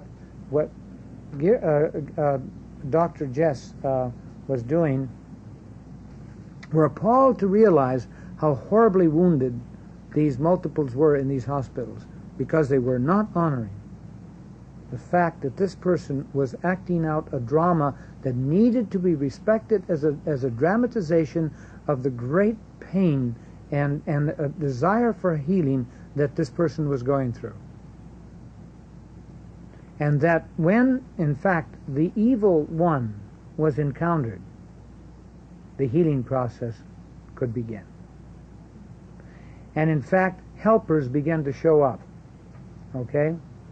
A grandfather figure who constantly redirected them when in dreams, and the various characters would dream. For example, all of them would be in water, and the water would turn blood red, and grandfather would, they could hear his voice saying, "See, Dr. Jesse on the shore, he is the one who can help you understand yourself." And a 20-year-old named Helen also appeared, who knew all of the other personalities. And a 6-year-old showed up who had no damage from her early childhood. Incidentally, most women who show up as multiples have been severely sexually abused as children. Okay? Now, where did the 20-year-old Helen show up? Where did grandfathers come from? Where did the 6-year-old come from? From where? Fantasy? Where? Tell me, somebody. From within her experiences. From within her experiences, yes. But, you see, her experiences was never to have a healthy 6-year-old, never to have a 20-year-old who knew the other parts. It came from her experience, but it came from her hidden experience of the self, That she's never honored. which she never could honor because her parents were unable to honor that aspect within herself. Okay? In other words, all three, you see, represented healed and healing aspects. The dynamic of the self, the God within us, is at work all the time. All the time. And we all have those helping figures. How many of you have had dreams where you have helping personalities? Yes. How about helping animals? Yes. And divine children who know in very profound ways. And where, in fact, the dream process itself is always a healing process. Okay, I want to share a dream. And this is a person who, like you and I, as a rule, does not do any lucid dreaming, and who will confuse inner and outer reality. You see, that person who dreamt in lucid dreaming very clearly distinguished between outer and inner reality. In dream ego consciousness, too often we mistake the inner and the outer until we get to understand more readily what psychic reality is. Let me give you a dramatic example before getting into this. Two different men, both dreamt that they were pregnant. Okay? This one guy dreamt that he was pregnant, and he has worked a long time with inner reality. Okay? It didn't bother him at all that he was pregnant. In fact, he knew that this had to do with a new project that he was involved with. The other guy over here when he realized he was pregnant, immediately said to himself, my God, how is this child going to be born? He was focusing, you see, on bodily reality, wasn't he? He didn't have a vagina, for God's sake. He did not have a vagina. But you see, he confused inner and, in this case, bodily reality. Do you get what I'm talking about? One person fully understood it. Our culture, as a rule, does not understand this distinction. Does not understand it. That's why dream-ego confusion is very, very common. Now hear this dream here.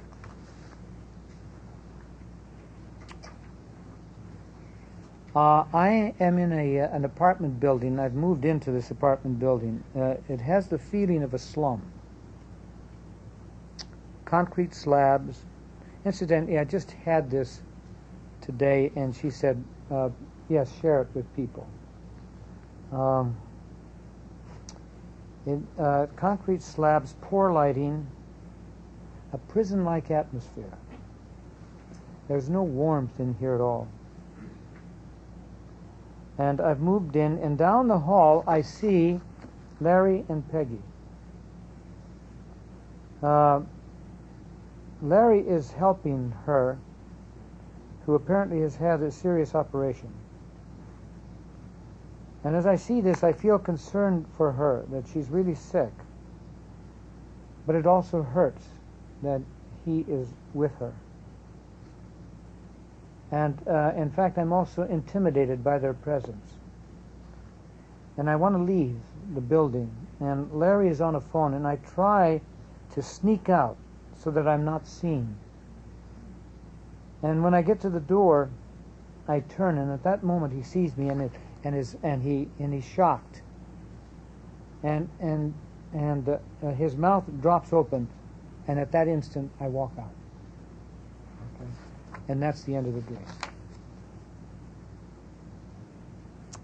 Okay, so I talked to her about it, and she said, you know, I knew that when he looked at me,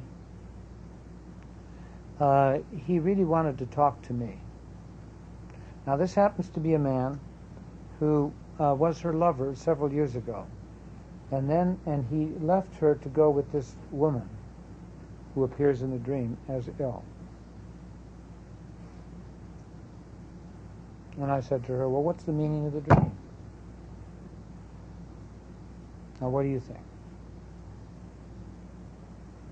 If indeed all of these aspects are aspects of her own personality, why did she dream this dream now?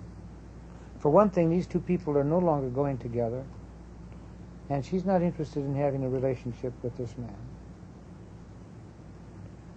But she dreamt this dream. What's going on? What kind of psychic atmosphere is she in? Is it a happy one? Do you think that this woman is depressed or in a very positive state of mind? Something in her is in prison. Oh, yes. And it's a very, very sad place. Yeah. It's totally lacking in warmth. It's cold. It's not attractive at all. She's experiencing a very, very specific emotional climate. And she's very much aware of that. Okay? She's not denying that at all. She's not denying that at all. That's where her animus is. Hmm? And that's where her animus is. But her animus is also there. In other words, the masculine aspect is there within her, and indeed she is challenged, just as the man in the dream about the genie is challenged to confront. This woman is challenged to confront and to deal with the reality of what Peggy means in her and what Larry means in her. In fact, when I asked her what Peggy was all about, you see, this is where it's so important to let a person associate with the material. Here's how she describes Peggy. She's a wild woman. She can be very crazy, but she means that in the best sense. I mean, this is a very playful woman. She's talented. She's a complete person. She's very, but she has needy, childlike aspects. She doesn't pull punches. She can be very angry. In fact, she says, I was with her once and some guy whistled at her and she turned and really gave him a few cuss words that even blew the dreamer off the street. She's very pretty, wears no makeup. She's a natural beauty. She has a strong sense of right and wrong. She has a great laugh. And I asked her, well, in what way are you like her? Practically every one of the, and indeed I know that myself, practically every one of these aspects she also shares. Except that she's a bit more assertive. These are both actresses, and one of them is much more aggressive in getting agents and getting jobs, and this young woman is just beginning to do that. But this person representing her femininity is a bit ill. This represents her dis-ease. Her dis-ease. And many aspects of her codependency. That illness. Now, and where is the illness? Right down here in the stomach area. Now, what does that imply if you look at bodily metaphor? What is she having difficulty with these days? What behavior? What behavior? Play. She has been forgetting to play. Forgetting to play. And that's why she's hurting in this part of her body. She needs to go back to that couple and begin to help. You see, here's the thing. If you're not a lucid dreamer and you begin to understand psychic reality, even though your dream ego is not seeing the full possibilities of this dream, of all of what we call the objective psyche. You see, there are two aspects of psyche. The objective psyche, that which comes to us from the unconscious, okay, as others that impact us in various ways, with whom we dialogue or struggle with in various ways, okay, either in controversies and actual conflicts, or where we move into friendship or loving relationships in our dreams. Okay, that's all objective psyche. That's another way of describing the collective unconscious. That which we receive from this divine, mysterious other. It is always so amazingly healing and to the point. And the other is the subjective psyche. That is my I-ness in the dream ego. And so even if the dream ego does not enter into the psychic reality in the dream itself, you can do it in active imagination. Lucid dreaming is dreaming and doing active imagination in the same simultaneously. That's another way of understanding lucid dreaming. But you and I can go into the emotional content of that dream and into its drama and play it out in different ways. However, the others carry the process, because you have to respect their autonomy. If you go up to Peggy in that sick mode where Larry is helping her and you begin to help her, you have to be ready for her response. It might be, go away, I don't want to deal with you. Okay? Or it might be, thank you very much, I've been wanting to befriend you for a long time. I want you as a buddy, or something like that could happen. But you have to allow the autonomy of the other. Do you understand what I'm saying? This is very, very important if you're going to get fully the fullest possible benefit out of this in order to overcome your addiction, or I overcome my addiction, or for all of us to understand what this addictive process is all about. In either case, there's something very powerful and positive That's available to that's her. available to her. Yes. By go away, or thank you for being here. Yes, I mean, if indeed this woman says go away, then she has to see it, though, as part of a process, and not see it as a definitive and absolute rejection. You see, anytime you're dealing with an adversary or a potential adversary in the psyche, for God's sake, if you're rejected once, don't give up. Because a very simple way of describing the individuation process is that it is a process of progressive befriending of every aspect of yourself, which incidentally is exactly what the multiples eventually end up doing. Okay? And she needed to confront Larry. She needed to go right up to him and say, well, you're here, so we better deal with our life together in this inner realm. Why are you here? And who are you calling? What are you all about as part of me? And together, what can we do to change this environment? Remember that as soon as this man in lucid dreaming saw the genie, he was in a very fearful environment, wasn't he? For a moment. Until he realized that this genie represented a fear that, as he says, is of my own making. Now, he discussed what genie meant. Maybe his father's name was Gene.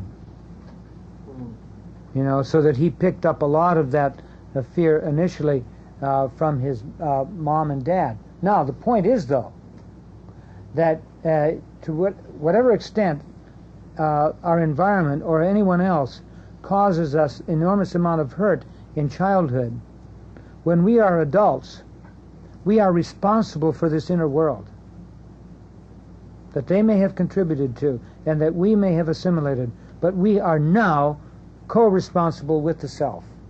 He feels energized at the end of that dream. He was energized, wasn't he? Because he befriended the genie. He did exactly what the individuation process demands, if you will, us to do. The God within. Ultimately, you are befriending God within. That's right. Who is the creator, the writer, the director, the stage manager, the producer of all of these inner dramas. Yes? What does it mean in the second dream that the woman left at the moment that the man wanted to speak with God? You mean that the dreamer left? Yes, right. Well, again, you see, she was afraid to deal with these people because they had become not exactly friends out here. See, and she had cut herself off from them. This could have all kinds of implications eventually in terms of interpersonal relationships with these two people actually out here. But there is another reality here, and that is befriending her own inner spaces and what these people meant metaphorically in her. We saw what Peggy meant. And Larry, you see, is not only an actor the way the dreamer is an actor, he's also a director, he's also a writer, and she has been working in both of these areas, just barely entering into them. And there's a lot of fear in her about entering into these new challenges. And therefore, you see, she needs to go to him person to person, eyeball to eyeball, the way the dreamer did to the genie, and find out what is going on there so that she can fully actualize what initially appears to her as two people she should be staying away from. And this process, you see, of befriending that which seems to have more power than we do is absolutely fundamental in overcoming any one of our addictions. Because what ultimately happens when one does that is that one begins to claim more and more of one's own power, which in fact is contained in them, just like this man confronted the genie and assimilated the power that was within him. The fundamental task of overcoming the addiction is claiming our own unique God-given power.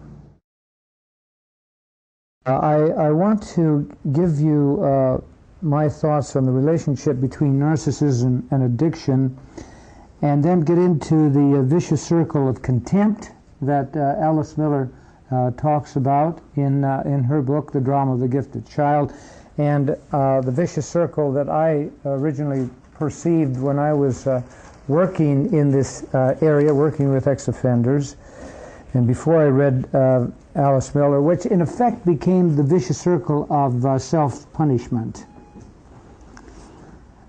And the reason why narcissism is so important here is because it focuses, you see, on this original sin and original addiction. That's really what it does. Although it doesn't, the term original sin or original addiction, neither one of them are used, okay? And but to name them in this particular way, I think, is important. So I want to share with you some thoughts from both Miller and Nathan Schwartz Salant, who is the, I think at this point, the most important Jungian who has written about narcissism. Both narcissism and addiction are immediately considered pejorative or negative terms in our society.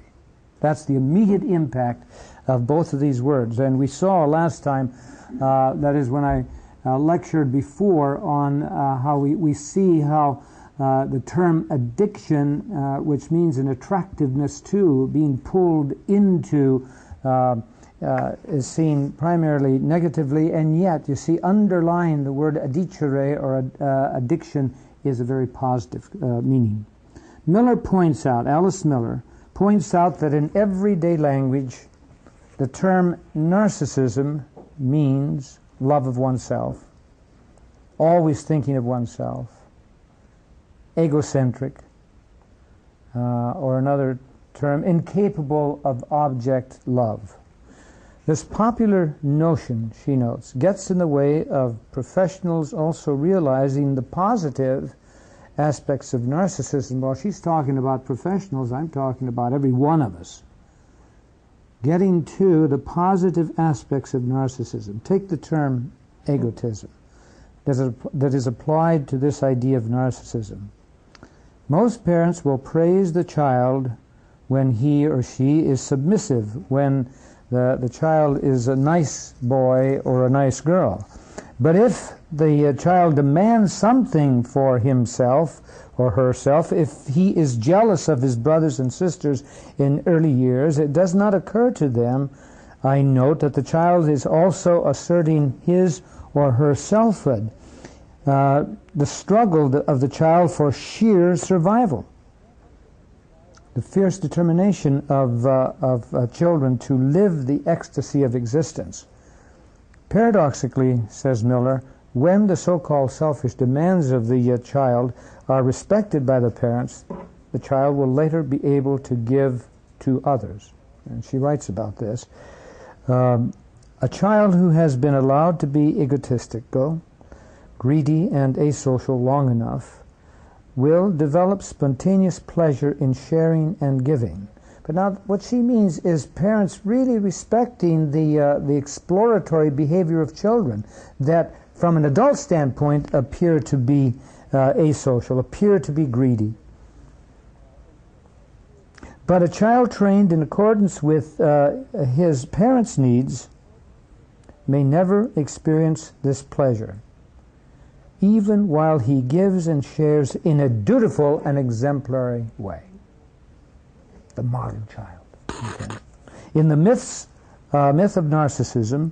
The young man looking with enchantment into the water is truly looking for himself. He is looking for a true mirror that will answer, says Nathan Schwartz-Salant in his book Narcissism and Character Transformation, life's most important concern, the mystery of identity. Who and what am I? Yet in the 20th century psychoanalytic literature, when the term was coined, it referred to a bad person. So Schwartz goes on to show in his book that psychotherapists and analysts soon began, however, to find positive meanings in the term. In this, they were beginning to consider the meaning of introversion, Jung's typological concept that means for him something very, very similar, you see, to narcissism, which is again this inward look, you see. And this is Jung now writing in Psychological Types, paragraph 976. Introversion means being directed not to the object, as in extroversion, but to the subject. He is as though in continual retreat before the object. He holds aloof from external happenings, does not join in. He is not a good mixer. He confronts the world with an elaborate defensive system, often compounded of scrupulosity, pedantry, cautiousness, and open-eyed distrust. For him, self-communings are a pleasure. His own world is a safe harbor. A carefully tended and walled-in garden, closed to the public and hidden from prying eyes. His own company is the best. His best work is done with his own resources. Paragraph 976, you can go on further reading about introversion. In fact, Jung's psychological types, while consisting also of thinking and feeling, also of sensation and intuition, that particular book is primarily dealing with introversion and extroversion, because Jung recognized the enormous and general significance of these two ways, these two orientations of the soul. Entire nations tend to be introverted, entire other nations and cultures tend to be extroverted. No doubt this picture reflects some of Jung's highly subjective experiences since he was an introvert in a generally extroverted Western society, although again in Switzerland there's a tendency on the part of the Swiss to be somewhat introverted. Both, yes? Oh, all right. Both Alice Miller and Nathan Schwartz-Salant make the point that we all have a narcissistic side, that it is honored, as indeed it should and must be honored in childhood, when the child is naturally introverted as well as intuitive, feeling, and perceptive. This combination, the INFP combination, is the most introverted of all the other 15 Myers-Briggs typological families, and totally opposite to the ESTJ culture. All right, that is, for example, intuition, or the N in the INFP, means inner mastery, and the use, and it means also the use of the inner sense of imagination. In contrast to its opposite, sensation, which utilizes the outer senses for assimilating information. Now look at the feeling function, or the F, in that formula. It's also symbolized by the heart. In contrast to its opposite thinking and its bodily metaphor, the head. So you see, the heart is hidden and the head is seen. Feeling also is subjective in contrast to thinking, which is considered more objective. And we also use these terms, that is, subjective and and objective to apply to introversion and extroversion respectively. Finally, perception, the P, is correlated to intuition according to the Myers-Briggs research, probably between 60 and 70% of the time. Now, in his book on narcissism, Schwartz begins to look at how in our culture narcissism and the myth of Narcissus were accordingly progressively explored in their deeper connotations as an inner search for self. Okay, we can't get into the details of that, but that's the general thrust of the book. And of course, the search for the self in spiritual terms is a search for God within. This leads Schwartz to move away from the obvious limitations of the Narcissus myth with its surface reflections to the deeper myth of Demeter and Persephone. Persephone is carried to the depths of the earth by the god Hades as she is admiring the narcissus flower. Very interesting connection. Schwartz considers this shift as a movement from masculine power to feminine power, from outer to inner, from extroversion to introversions, and in my terms, from ESTJ to INFP. Now he writes on page 134 of that book, "What we shall discover is that there is a feminine soul far deeper and more encompassing that was split off by the massive intrusiveness behind the formation of narcissistic character structures," which in my first lecture I suggested had a lot to do with the dominance of a patriarchal mentality that has stressed differentiation, and all that implies in terms of that aggressive behavior of the ESTJ culture of ours. While Echo, who is the young woman interested in Narcissus, in the Narcissus myth, was a rather shallow representation of the feminine, according to Ovid, who gives us this myth. It is Persephone that Narcissus seeks in the Pausanias version. It requires a process analogous to the Eleusinian mysteries, which of course are very deep spiritual mysteries in the history of the Greeks. Part of this is similar to the emotions associated with the depressive position. Now that brings us right down to pragmatic psychological considerations. The depressive position. That's a very, very special name given to the state that we all usually associate negatively with simply depression. Schwartz says that Melanie Klein's discovery of the depressive position in the early childhood experience is her most important discovery.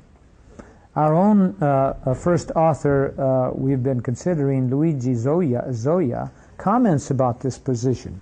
He discusses it in the context of this idea that the drug user, or indeed any addict, reverses the usual growth processes of the soul. That is, that there is a dying to something, the past, or a period of life, and that this dying is followed by a rebirth, a new period of life. That is what we ordinarily see as the connection between death and rebirth. First there's a death and then a rebirth. But he says in addicts this is reversed, and this is how he puts it. Those drug addicts who have a greater sense of awareness in general openly admit to their own self-destructiveness. Rebirth comes in the first moment of euphoria. Then comes death. All right, now, I want eventually to amend this in terms of a larger schema of the individuation process, and that is also for the mystic's journey, that the euphoria represents also the first stage of life. In other words, if we're looking at the total picture of psyche's movement from the original birth condition with the mother, the first stage of life is, if you will, using the terminology here, a euphoria. One has to attain some kind of high place, as it were. One has to be able to go out into the extroverted world and function in an ESTJ way. And so, in a certain sense, you see, this is a natural flow of euphoria first, and then comes death, which is the fall. Which is the fall. And that's exactly what we're going to be seeing in Linda Leonard. What does she call this over here? She calls this flight, and then she calls this the fall, okay? And it's in the fall that we experience the crucial death, which can indeed become the death of transformation, you see. Then you see, comes the new birth. Yes? You started talking about midlife to me? Well, it can be, you can speak of it as midlife, yeah. Yeah, but it's not just midlife, okay? Midlife is one way of discussing a crisis in life. There are many times in our life when we are in this euphoric place and then down we come. Not necessarily because of midlife, you know, but because of life and all the demands that life makes on us over and over again, you see. Euphoria. Well, that's the grandiose aspect. I mean, we're confident. We've got the world by the tail, you see. That idea. And then, of course, life has a way of slamming us back down into the mud. And there's much to be learned, you see, in that process. So it's like inflation and depression. Yes, and that's what Jung discusses. He discusses this kind of polarity in his two essays. Instead of using the word grandiosity, he uses the word inflation. And in fact, he even discusses the interplay of inflation and depression, which we'll get to here in Alice Miller.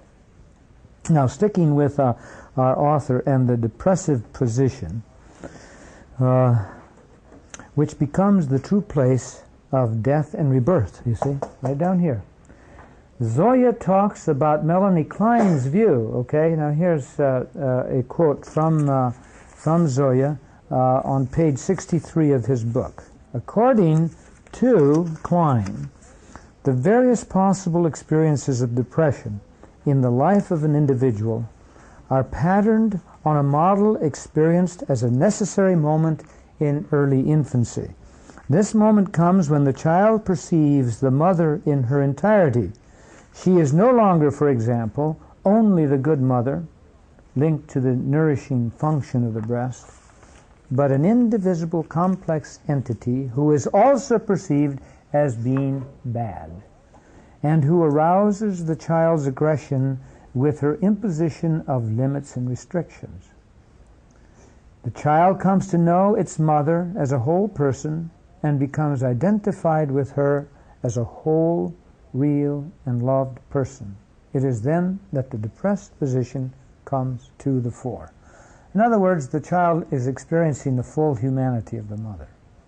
Now, this position is far more fruitful than just the place of the good and bad mother polarity, but also of many other resolutions of tensions between opposites.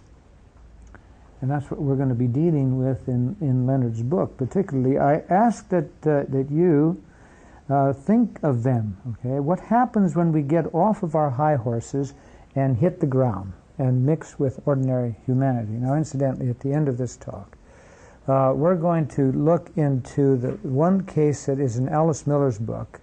Maybe some of you will have brought that book, but I have it here, and I'll read the dreams that emerge out of three aspects of the developmental process that this young man goes through.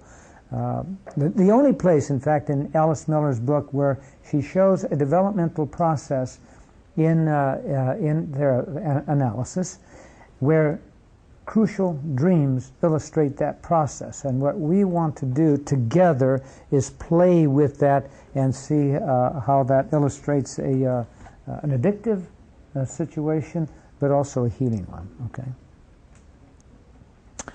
Zoya locates this discussion of the good and bad mother in the larger context of Western society's consumerism. He holds that this consumerism is the massive addictive behavior that results from losing contact not only with the good mother or the good parents in individual lives. Further, because of the loss of contact with our divine ground, let's say, and I will add this, Mother Church and Mother Earth, then our Western society as a whole is tending even more addictively and narcissistically, in a negative sense, to an even deeper and endless consumerism, specifically in drugs and alcohol as well as food, but also in addictive buying, not only of an endless mountain of things, from houses to myriads of useless bric-a-bracs, but also the buying of others, the buying out of lovers, of children, of competitors, of other nations. And with all this, this behavior assumes, foolishly, that there is a constant growth possible on the earth. And of course this leads to a dangerous rape of the earth. And that's the situation that we're in today. There is no such thing as endless growth. Endless growth. There is no such thing. We know that now. Yeah, dynamics, curves, But I want to understand this consumer type addiction. I mean, what is a person saying when they spend money? Why does it seem to temporarily relieve depression? I find myself, not like in any destructive, but you know what I mean? So the question is, why this consumerism as a prevailing? And why is buying an addiction, and what do people think of identity themselves? And why this consumerism as a large evidence of, if you will, a generalized addiction, right? Mm-hmm. That's the question. Does anybody have an answer to that? I mean, how do you perceive that? Yes, John? For God's love and bounty. Yeah, that would certainly be it, and that is that we depend upon material things instead of spiritual gifts, if you will. Yes. This is the group. Because I'm old enough to remember my family in the Depression. We have a group of 2 generations now that generation didn't have it. Because I always remember things that weren't there. And one of my addictions is buying clothes, because we always had plenty of clothes. Yeah. I've got a closet full of 14 tailor-made suits. I never wear them. Mamma mia is all I can say. Maybe you and I can trade. I've got a lot of old golf balls. When we were trying to placate ourselves and also give, I'm answering her question, give our children the perceived things we didn't have. Yes. So it's kind of making up for what we didn't have and projecting onto our children. So they pick it up, and my kids ask me for $5 and $10. We used to ask for a penny. Mm-hmm. And it doesn't bother them. It frightens the hell out of me. It seems to temporarily break. Pardon, please? It seems to temporarily break a depression, Is it the pulling of energy towards you, the feeling of power? Yes, that at least you're giving yourself something, okay? Now, sometimes it's a very healthy thing to do. I know some people who need to go out and buy some clothes. Seriously, who need to take care of themselves to meet a legitimate need, who keep buying the stuff for their kids, for example, but never for themselves. And in that case, that's the other side of the spectrum. Yes. Well, I was going to say, it sounds to me that the consuming is to like regain an object, because you've lost mom, you've lost all that love, and so therefore you have to have something else to enter your consciousness, to enter right. place. Yeah. Dote on it, but yeah. Unfortunately, because we live on the earth in this planet, it won't. Nothing will, not even your mother, eventually. That's right, exactly. And it's interesting in this context to reflect on what you're saying now. You're taking in all of these objects. How Jung speaks in his section on introversion, that the introvert, and certainly the introverted part of us, you see, seeks to avoid the object. And it's diametrically opposed, you see, to taking in all these objects. I mean, this is the very strong, healthy, and legitimate aspect of introversion, and therefore the healthy aspect of narcissism, or, if you will, of the depressed position. I didn't say, though, we're a wealthy country, and we can do this. What about countries where they don't have all these goods? So what do they do instead of, running out and buying something? So it's addicted to something else. Well, there are two responses that you have from these people. From more primal peoples, one is that they have an amazing generosity when they are not caught up in the distant consumerism of other countries. When they do get caught up in it and they want it and want it and want it, then they're as bad off as we are who have it. But their natural orientation, if you will, their God-given orientation, is to be very generous. That's true of all the primal peoples throughout the world. Unless, of course, they're into some kind of a destructive temporary behavior. But that, according to most anthropologists, that general feature in the primal peoples is one of the most characteristic feature of them. An example of that is a sociologist. They would live with a tribe for a long time. Left, and he said, he was going to miss them very terribly, and they said that they felt sorry. And he said, you mean you're going to miss them? He said, no. The tribe said, no, we're sorry for you that you're leaving us. There's another aspect of that too. When Jung visited the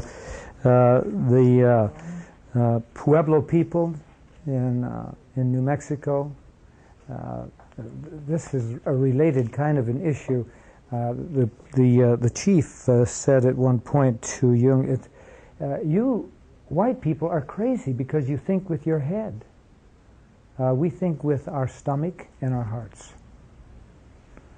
Now there's something to be said for that, but at the same time to value our heads. Let's not lose our heads in this regard. Did you have something you wanted to say?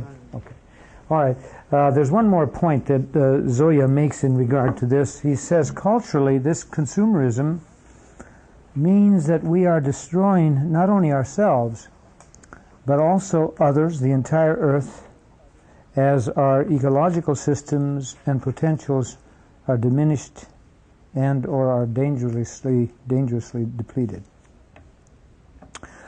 Okay, now I want to get into the second part of this, which is the vicious circle of contempt and violence.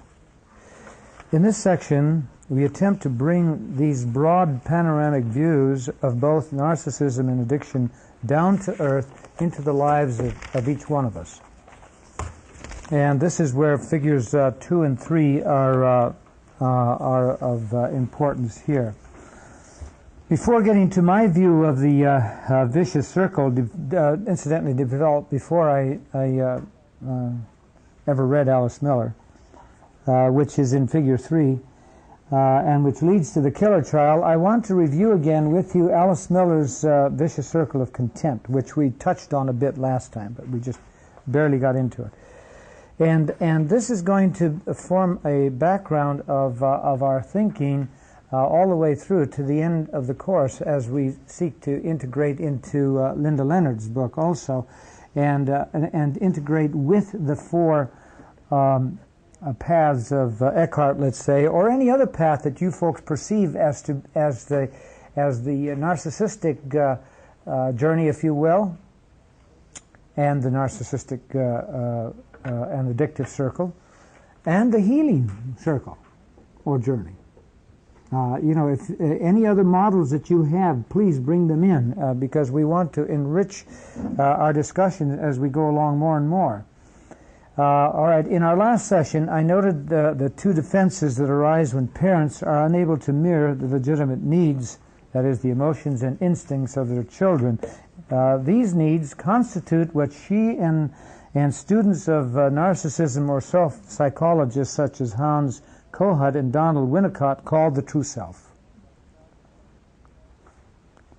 The inability of the parent to see or hear or feel the child's true self constitutes, in my view, the original sin in the experience of humankind. Moreover, as you recall from the dream I related to you when the powerful man asked the dreamer to recite the first commandment of the Decalogue, and she responded with, "Honor thy father and thy mother," we recognize that the admonition of the first commandment, that is, "First I am the Lord thy God, do not have strange gods before me," had immediately been violated. This occurred because the parents unknowingly, in most cases, had imposed godlike imperatives on this, the woman, of course, when she was a child, the woman who had this dream. The original addiction of the child, therefore, is the resultant of the parents being treated as the primal idols. The no of the abductor, this obvious God figure, a no that resounded in waves through the universe, points to the generalized amplification of this primary idolatry and the similar cosmic significance of the child's desperate attempts to satisfy these pseudo-gods as the universal consumer's narcissism and cultural addiction that characterize our present condition. In other words, that no, I think, has enormous meaning beyond just the experience of this woman.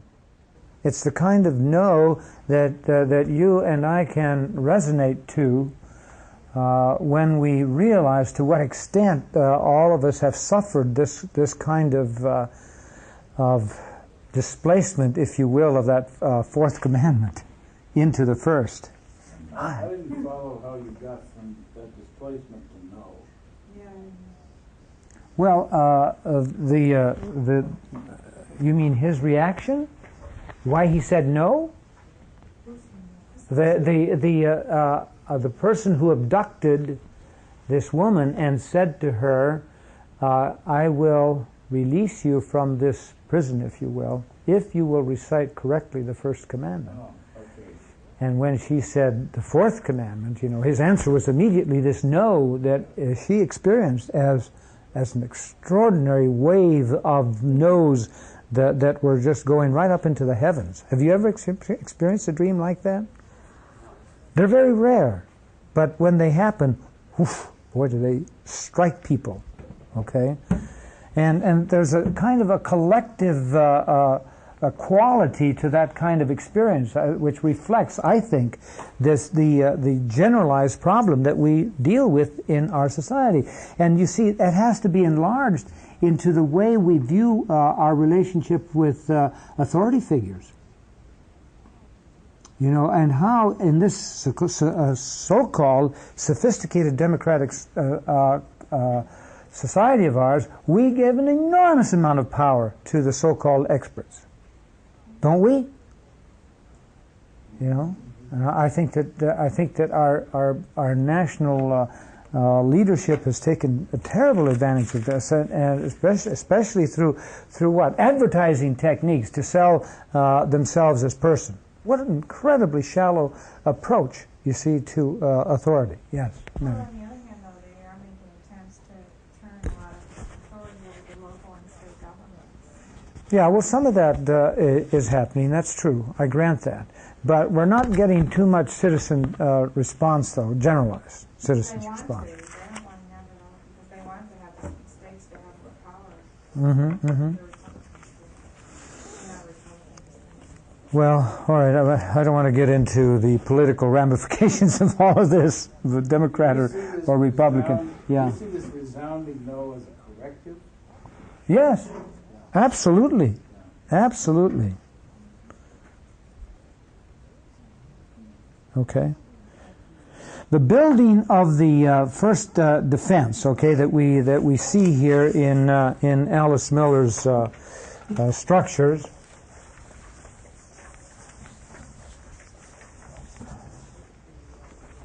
just to briefly draw this picture, and where we see the self, I should say ego up at the top, and then to the right, grandiosity, and its wall of defense, which is the wall of control and denial, and then the below and to the left, the place of depression,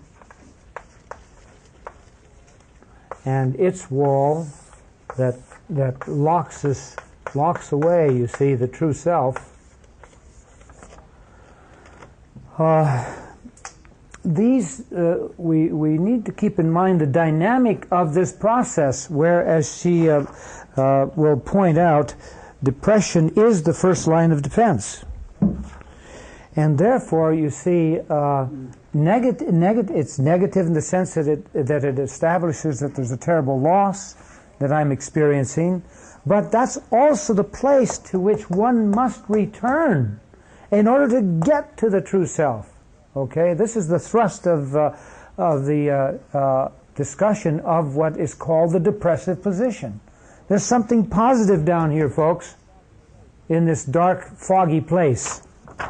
Okay, and that's what we need to deal with as we go through this entire course, because this is also the place of the fall. Okay, this is where the fall occurs. Here's where the euphoria is, over here, in grandiosity. And the fall is coming right down into the depressed place.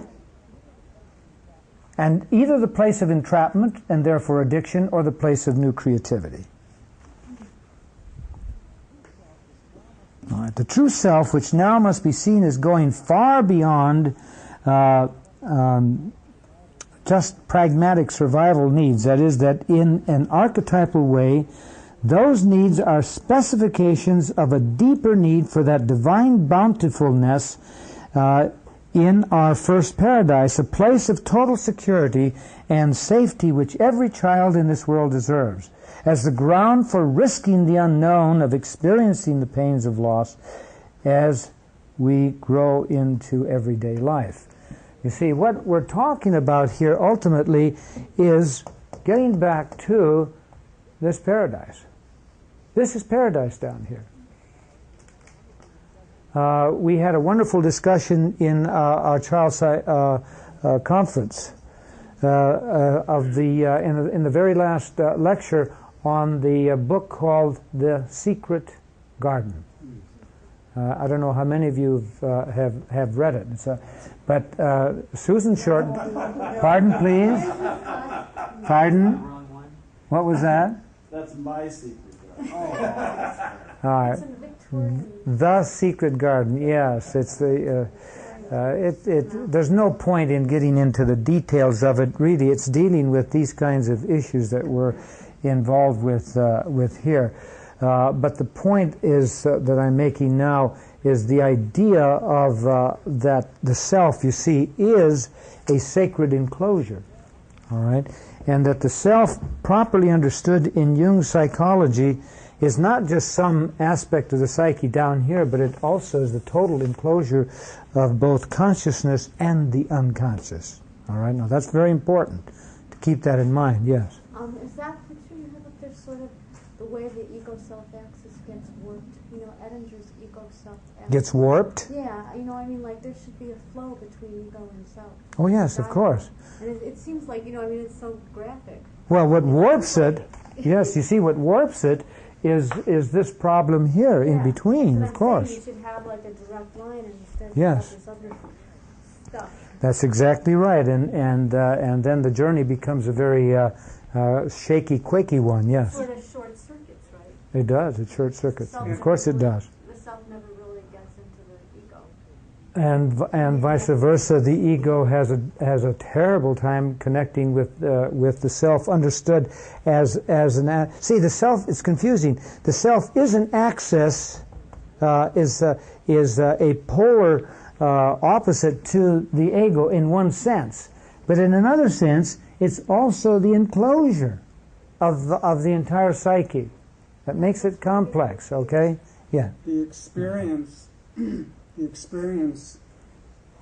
of an ego self-access and ego connecting with grandiosity is very tricky. Mm-hmm. All right. Mm-hmm. How would you say, or how would you differentiate the two? Differentiate what? Ego? Ego, grandiose ego, and ego self-access, because they both have a very powerful, kind of uplifting experience. Well, to that type of yes, experience. I hear what you're saying. One leads to Hitler. yes, that's right. That's right. The other leads to a Christ. To a Christ, that's right, or to a Gandhi. Yes, that's a very both crucial. Experienced as a lot of power. Yes, a lot of yes, direction, a lot yes. of certainty, a lot of all of these things. Yeah, except that this kind of grandiose power, understood now negatively, is destructive ultimately. Whereas the power that issues from the self is never destructive. By your fruits, by their fruits you shall know them. That's an old concept. That's not just there in Christianity. It's the karmic law, isn't it? What you sow, you shall reap. And if power sows hatred and enmity, then you're going to eventually get it. What I'm getting at is this. When I was a kid, and I was animated, okay, let's say, this is theoretical. The first thing, don't you be so selfish. All right? That's what we were discussing earlier. Yes. This is wrong. Let's say there's something as an adult that enlivens me, that really serves me well, that I want to do, but my wife or my mother or my brother, or I'll give you a perfect example. I went to a Seder and I said, well, let's play with this. Let's have fun with this. Let's do this.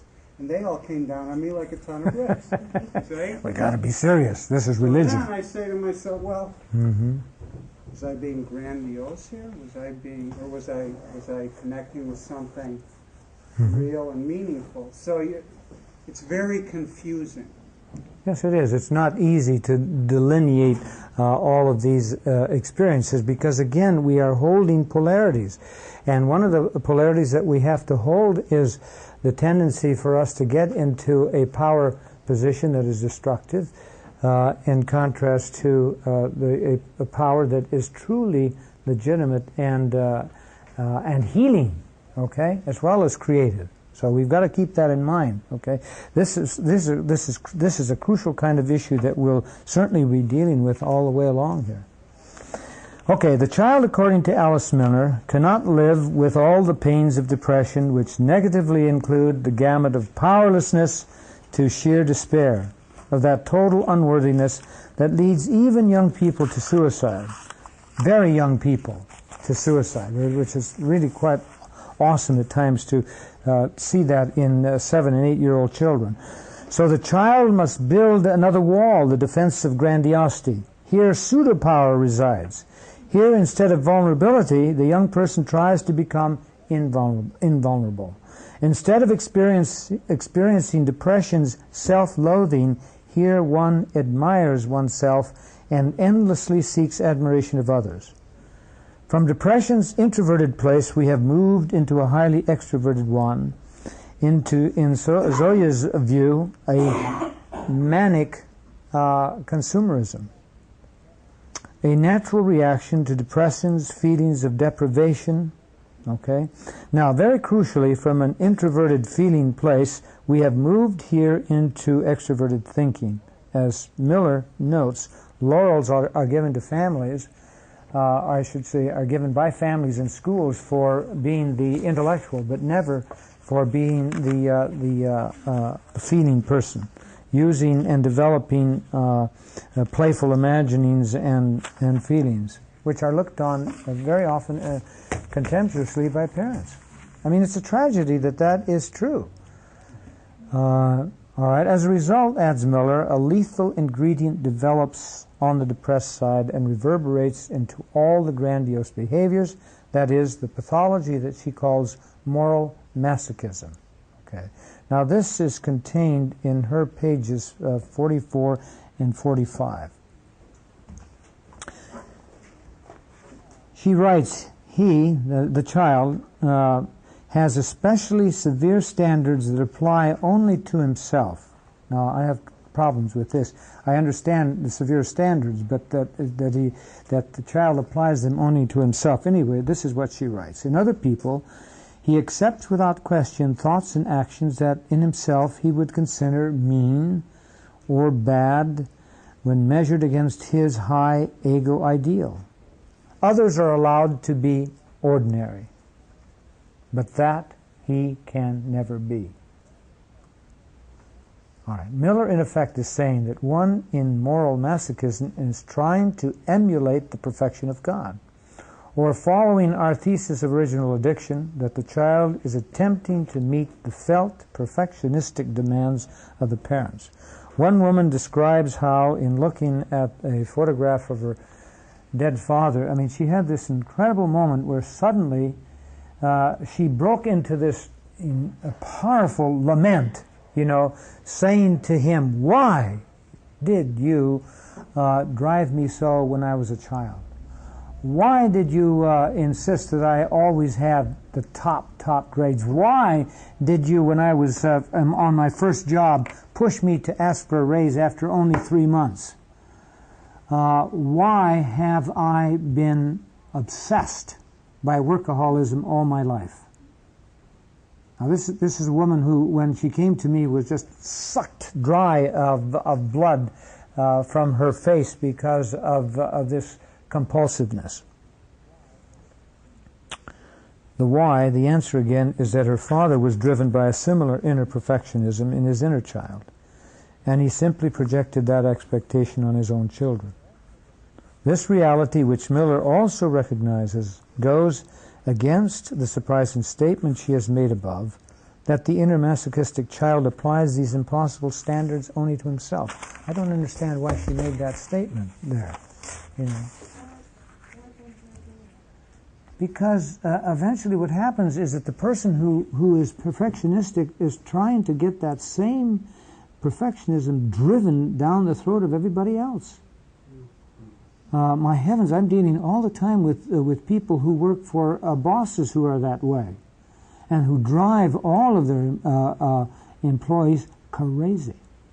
Yes. I think she's probably referring to the child, the actual 4 or 5-year-old. Yeah, now that would be a good point, where that expectation is not there. All right, now that would be a good way to put it. She's not talking about an adult who Yes. eventually takes the vicious cycle of contempt and grow into the vicious cycle. That's a very, very good point. In other words, that this perfectionist standard for a child is applied so immediately to oneself that applying it to others is not there as yet.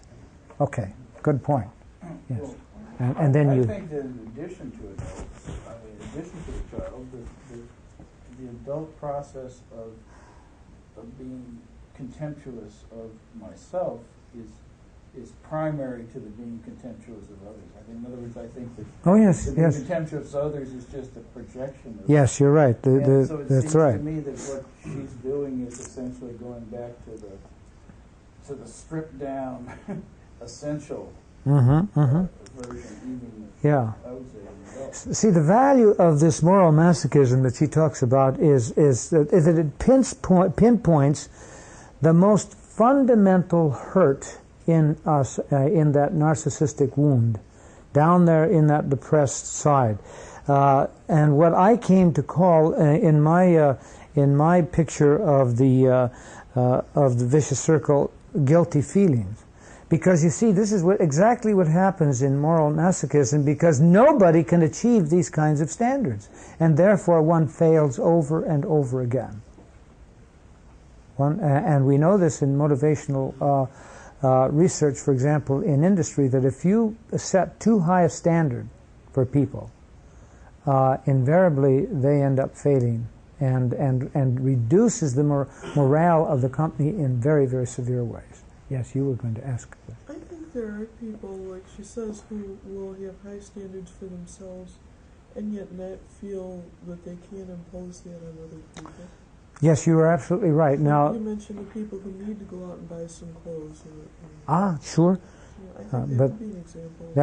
that would be the beginning of an example. But you've hit something very, very important here, and that is the distinction between perfectionism and excellence. And excellence.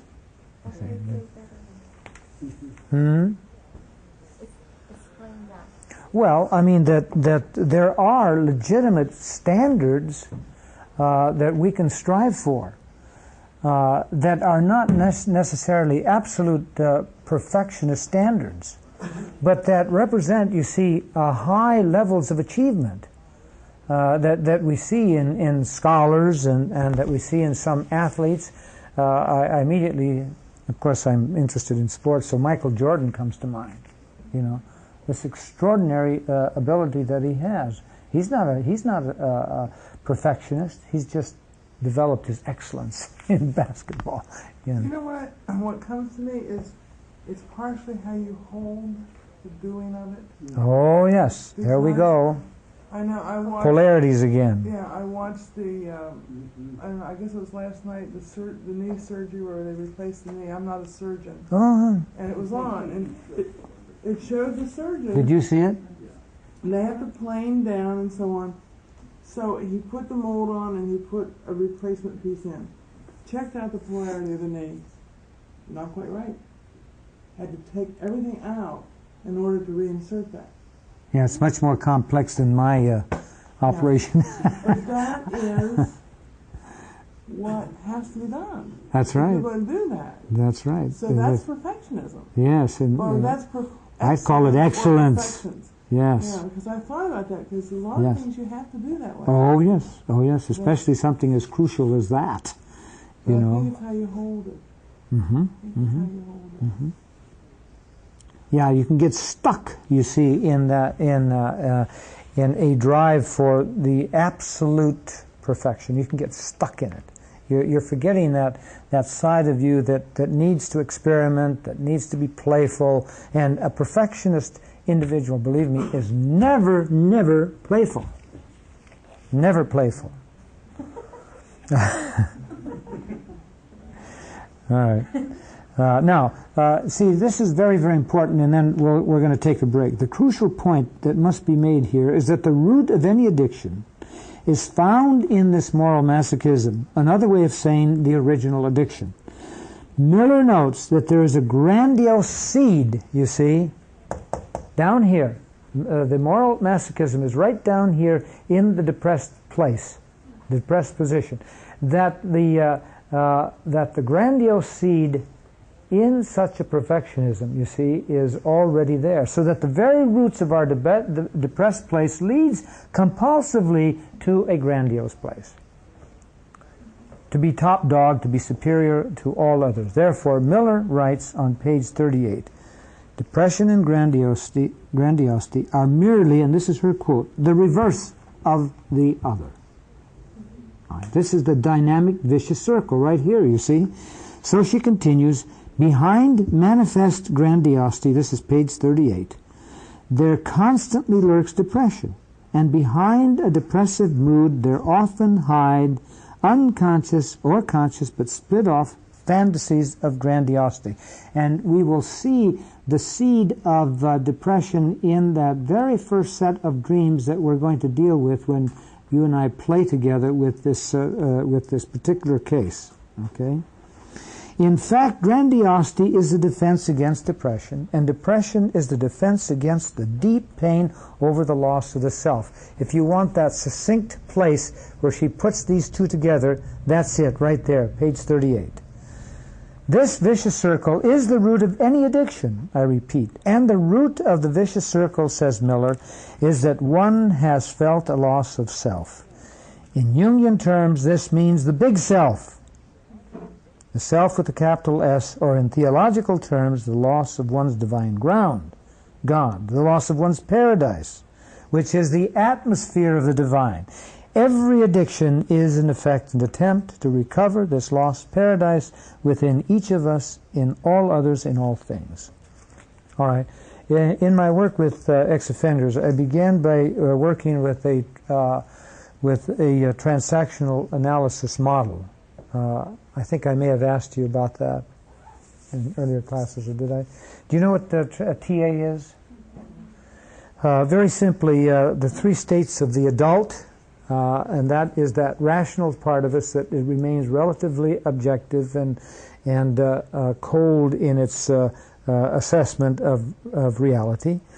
The inner moral guide, the parent, that teaches us the do's and don'ts of life, some of which are very positive, nurturing, but some are negative, or as T.A. says, critical. And then there is the child, which is the seat of the emotions and the instincts. And it's very interesting that in T.A., and this is where I got into working with the child and the adult, in T.A. they say that ego state that constructs all of the old tapes and all the old games is the child. The child. Because you see, the child represents that deep, deep emotional response to the conflict between the rational part of us up here in ego and the internalized imperatives of the parents that is received right here in the grandiose place. And now I argued that however the conflict that TA shows had to come from a deeper place, or if you will, from a more fundamental conflict. Since I was also by that time in 1975 training to be a Jungian, and had been one unofficially since 1956. All of you are Jungians here, incidentally. This business of professionalizing this stuff too much. First, however, I worked backwards. All right, now look at our figure 3 on the a Jungian view of the vicious circle. I began with anger. Okay, see where anger is located there? This was so manifest, you see, in the lives of these people, and underneath that, however, when you'd walk into the waiting room, get off the elevator at Safer Foundation when we were at 10 South Wabash, you could cut through the atmosphere. It was so depressed, But underneath, you see, in all of that depression, an enormous amount of anger and rage. Now, I reasoned and experienced it in my life that anger comes from frustration, from an enhanced anxiety, and even insomnia. But where does this generalized fear come from? Where does it come from? Here I began to think about the self and some of its qualities, and at the same time thought of some of the opposed qualities of our clients. And this is where I came to a picture, you see, of the self and of the wounded child, as you see here, which the structure of which is diametrically opposed. That's why I show this jagged circling of the word conflict. Okay. Now, pardon? Opposed to Miller? No. This is not. This isn't opposed to Miller. It's just the way I. From a Jungian standpoint, when you assume that there is a self that transcends historical situations, what we know from our work is that the self is constantly working to overcome the problems that are there in our narcissistic wound. Okay? So what did we see in these men? We saw that even though they had committed crimes, they personally, and we worked very intensely with them, experience themselves as powerless. Powerless. Whereas the self, of its very essence, is the root of our authentic power. And so you've got the powerful versus the powerless. And then also the sense of feeling abandoned. These people felt alienated, okay, from society in general, disconnected, All right? In contrast to the self, if you'll note here, which is cosmically connected. And I mean that. This is what Jung calls synchronicity. Okay? The underlying intelligent connecting principle in which is the self, but it's also in the universe. In the universe. Okay? Also, these men experienced a lot of envy. A lot of envy. Which is in total opposition, you see, to that sense within the self that is that one is compassionate. In compassion, when my friend succeeds, I am glad. In envy, what? I am sad. You see how opposite? When my friend fails, in envy, I am what? Glad. I've experienced that, especially as a kid, huh? Okay, slowly but surely we begin to grow out of that. And of course, in compassion, I am sad. Very, very tough reality that we experience there, yeah. You mentioned fear. When does that come in? Right at the root of everything here. You pick any one of those, you pick any one of these aspects of the wounded child, feeling enslaved, feeling unhappy, feeling this masochistic, guilty sense, envious, abandoned, powerless. Fear is in every one of those aspects. Every one of them. Now, the... yes, go ahead. Does the anger arise from fear then? It arises from fear, but through the guilt feeling specifically. See, it's the guilty feeling which Miller again calls masochism. This underlying feeling you see in masochism is that I really don't deserve to be perfect because I know I can't achieve it anyway. You see, it's that feeling of not deserving. I don't deserve to be powerful. I do not deserve to be connected. I do not deserve the things that envy looks at. Riches, honors, a beautiful relationship. I do not deserve any of these. You see, the most corrosive aspect of our woundedness is this guilty feeling, which says, I do not deserve. And ultimately, of course, for the suicidal person, I do not deserve life. I do not deserve life. Life itself. You know, which is so tragic because, you see, it is totally opposed to the essential dynamism of the self, which is to enhance our life. One of them, he says to a person he knows who is depressed as he is, he says, will you teach me to draw? And the response of the man in him is yes, but you must realize it takes hard work. Okay? It takes hard work. But you see, there is the hunger of the dream ego to draw. And what does drawing mean? It means to what? To produce artifacts out here. But also, isn't it implied, draw out my potential? You see, educare, to draw out. Let me realize my self-learning potential. You see.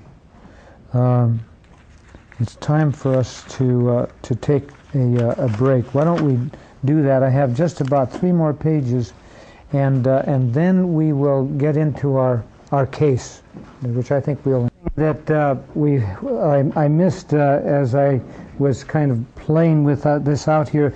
These characteristics of the self versus the characteristics of the wounded child. What became clear to me as I continued to work with the inner child was that this aspect of feeling powerless and abandoned constitutes what I call the orphan. Okay, and it's very, very important because the orphan, you see, feels relatively helpless, passive, and tends not to be creative, okay, when we're caught in that place. Whereas this combination of feeling envious and feeling guilty, that's a whole other bag. Now, we haven't discussed guilty feeling versus true guilt, which is in the self, which we call conscience, okay? That knowledge of good and evil that we have of ourselves, that we truly can be guilty in an objective sense, okay?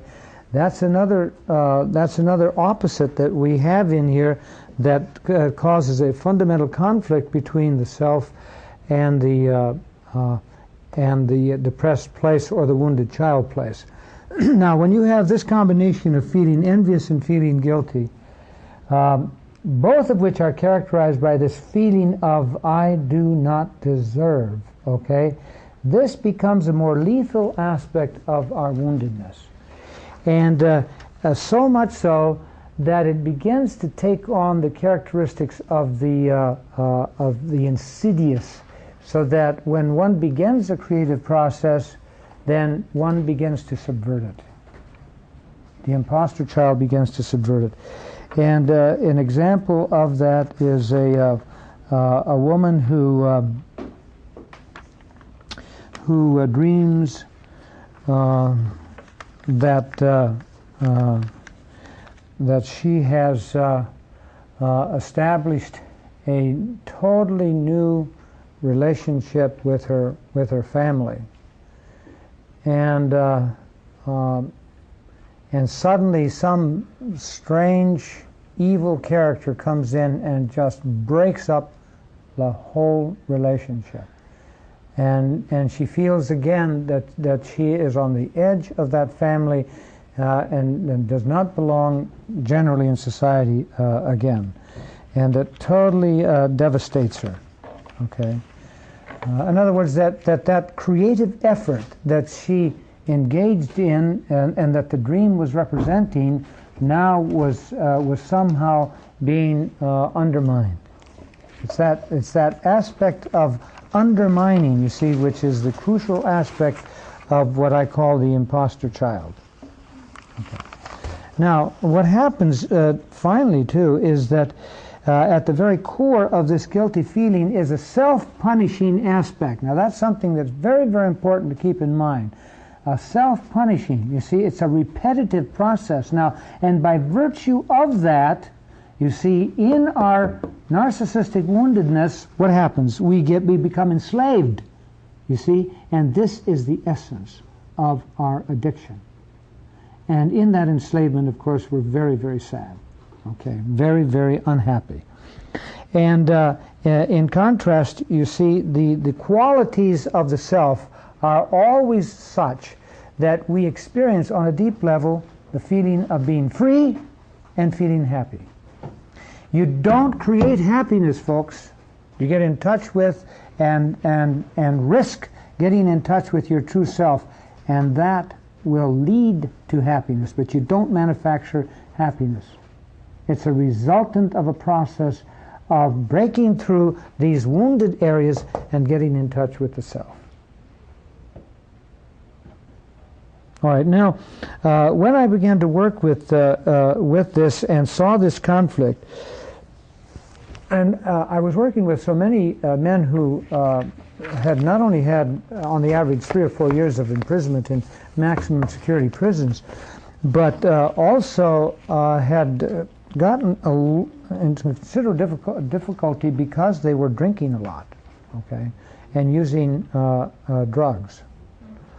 And so the idea of what the let's say the essential vicious circle in drinking, as I thought of it, it led me to reflect on 3 qualities of depression, which I've noted down here as feeling sad,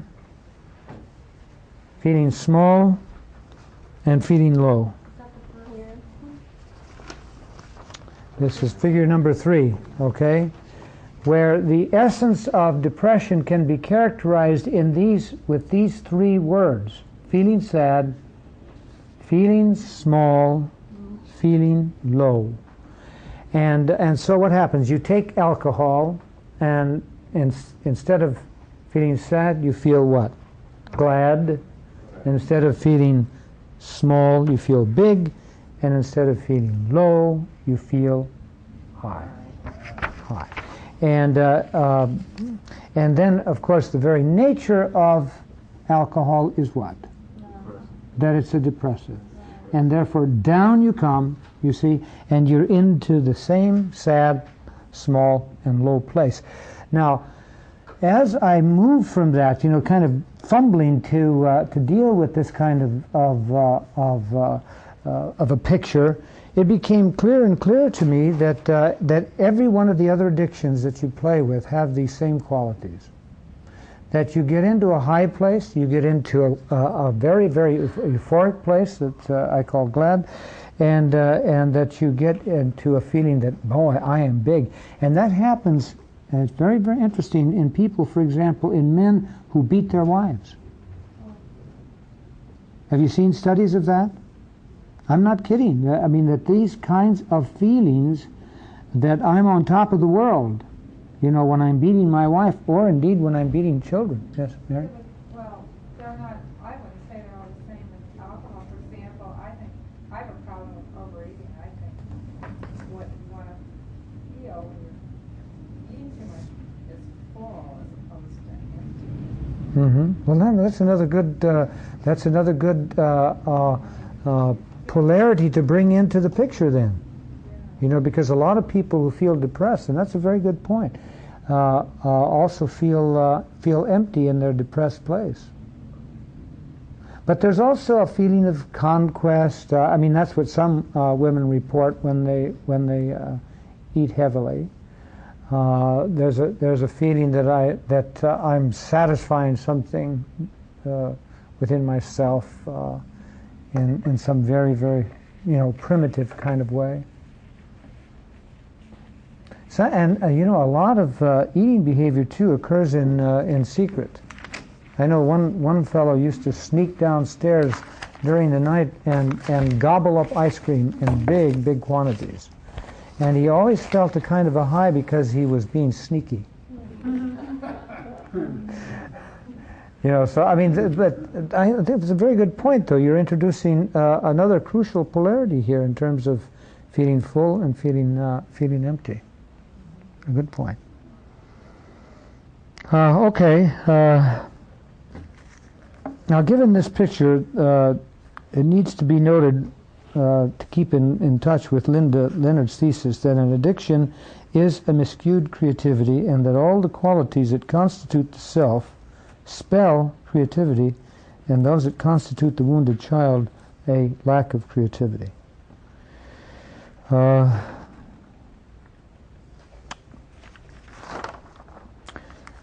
Given this picture, that narcissism and its original sin of the parents against the child and the original addiction of the child in serving the parents is the root of all addictions, what about the one case that Miller gives us in the drama The Gifted Child? Now let's dig that out and begin to look at it. We'll continue that this next time because it has a way of feeding into the structure that we get from and get in Linda Leonard's book.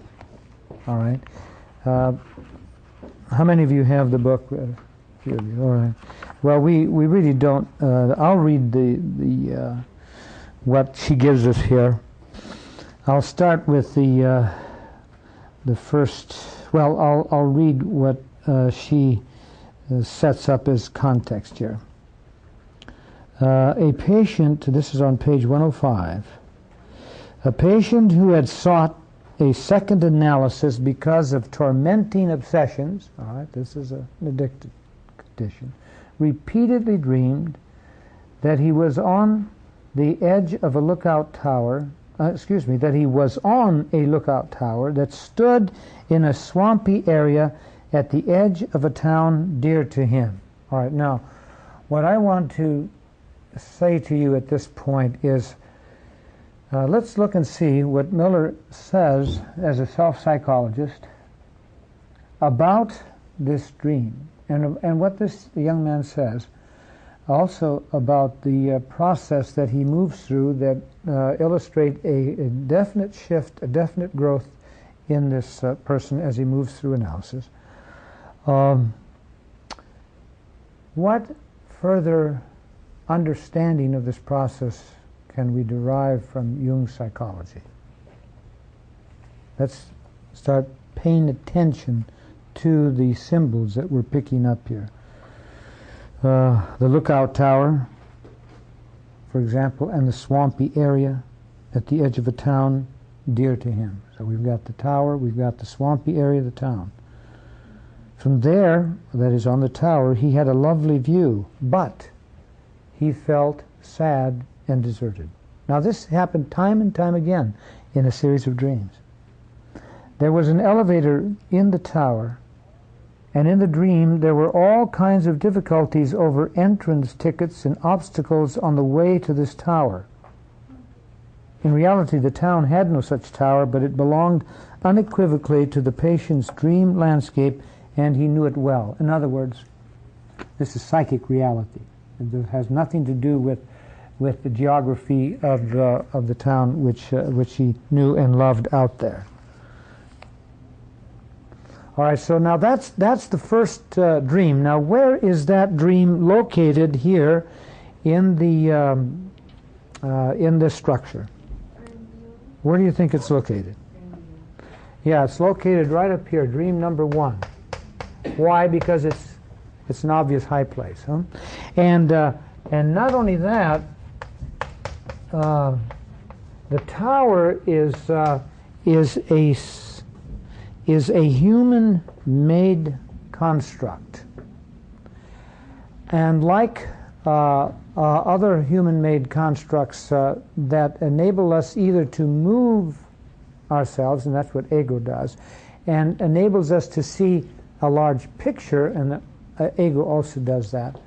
The tower, and therefore the high place, you see, is also closely associated with the ego. That's why grandiosity is always located close to the ego, and that's why Jung's name for grandiosity is superego, the internalized parent, and the powers of the internalized parent. Okay. You'll see this over and over again in dreams. You'll see these constructs. Of course, even in the fairy tales. Now, they didn't have cars and things like that. Cars and airplanes and motorboats, you name it. Any of those kinds of vehicles that we have built that enable us to move with power, you see, are symbols of the capacity of ego to perceive a goal and to go for it, right? To reach out for it. So the car enables you to turn on the gas and push down the accelerator, and off you go. All right. But we didn't have cars in the old days, but we certainly had towers. And in the Psyche Eros myth, for example, in the 4th challenge, where Psyche has done all kinds of work and has received all kinds of help from natural figures, in the 4th challenge, she receives help from a tower. Why? Because she had been developing, you see, her ego strength. She had been developing her ego strength. So it's interesting to see, you see, how even the ancient stories will very, very consistently carry these ideas and locate them in the proper place. It's really quite remarkable. So yes, this is the high place of grandiosity and the place of a grandiose ego consciousness. Now, the interesting thing, though, is that when this young man is up there, what is his attitude? Now, he is able to see at a distance, right? And he sees down there the town he loves. But then what are his feelings? He feels sad and abandoned. Now, what have we got there? That's not very consistent with grandiosity, is it? What does it point to? It points to depression, yeah. You see, the seeds of depression, as we've already seen in the text, are contained in grandiosity. Just as we know that in masochism, there you have the seeds of grandiosity. Okay? You see how the psyche is very, very consistent and with our ordinary experience. All right? Okay, then, now the other thing that I want you to keep in mind, as we move through these dreams, what kind of transformations are going on? What kind of transformations are going on as we proceed through from dream 1 to dream 2 and whatever it represents that period in the person's new consciousness, and then finally dream number 3? Because transformations are another example of a dynamic process that we need to attend to in order to really understand what narcissism and what creativity is all about. Mary? He has more fellow feeling in the other dreams. In the other, you mean in the second dream that we come to? Yeah. Okay, I want to read that. Yes, that's right. You're absolutely right. So that there's a shift from personal isolation to some sense of community. All right, let's see that. Let's see how that is stated in the second dream. Only after much had changed in the course of analysis were there new variations in the dream too, and at last it changed in a decisive way. The patient first was surprised to dream that he already had entrance tickets. Didn't have to fight for them, didn't have to argue, didn't have to win anything. Okay, didn't have to struggle to be top dog. But the tower had been demolished. And there was no longer a view, obviously, if there's no tower. Instead, he saw a bridge that joined the swampy district to the town. He could thus go on foot into the town, okay, down there on the ground, and saw not everything which would be associated with grandiosity, but some things close up. The patient who suffered from an elevator phobia was somehow relieved, for riding in this elevator had caused him considerable anxiety. In other words, he didn't have to go up the tower anymore. That enclosure. Speaking of the dream, he said he was perhaps no longer dependent on always having a complete view. And that implies what? Excellence or perfectionism? Yeah. Or what? Or an omniscient, yeah. Knowing everything, yeah. Yeah.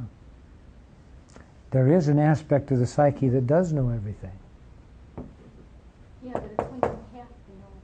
That's right, exactly. Control over everything, or you won't make a move. That's right, and where it's compulsive. That's right. And remember, he the patient is described here as what? Tormented with obsessions. Maybe another thing would be you wouldn't have to be confused by having so many choices. If you had more access to his feelings, the choices would be more made for him than him feeling confused. Less complexity, more simplicity, or if you will, from complexity to simplicity. Yeah. He's enjoying a few things up close. Yeah. Last night on TV, Doogie Howser, the 16-year-old MD, said, if I didn't know so much, I think I'd be happier. Yes, yes. It's a very interesting point. Jung, in his Undiscovered Self, written in 1958, that's only 3 years before he died, is very concerned about the distinction between knowledge and understanding, and how knowledge, you see, gaining more, and he's talking specifically now about counseling, and how we can so in knowledge get caught up in learning more and more techniques, reading more and more books, you see, instead of paying attention to your own soul, the way you vibrate to the other person who is there, and listening and listening and listening to the stories, and listening to your own story, so that you become the book, and all the other books, as it were, have their place within you, and not the other way around, where you're torn by this book. Why? Because it has this viewpoint and that viewpoint. In this other book, you're like a weather vane, you know, with the wind blowing you all over the place. It's a very, very crucial kind of reality, you see, to claim oneself in such a way that we are the center in a really healthy sense.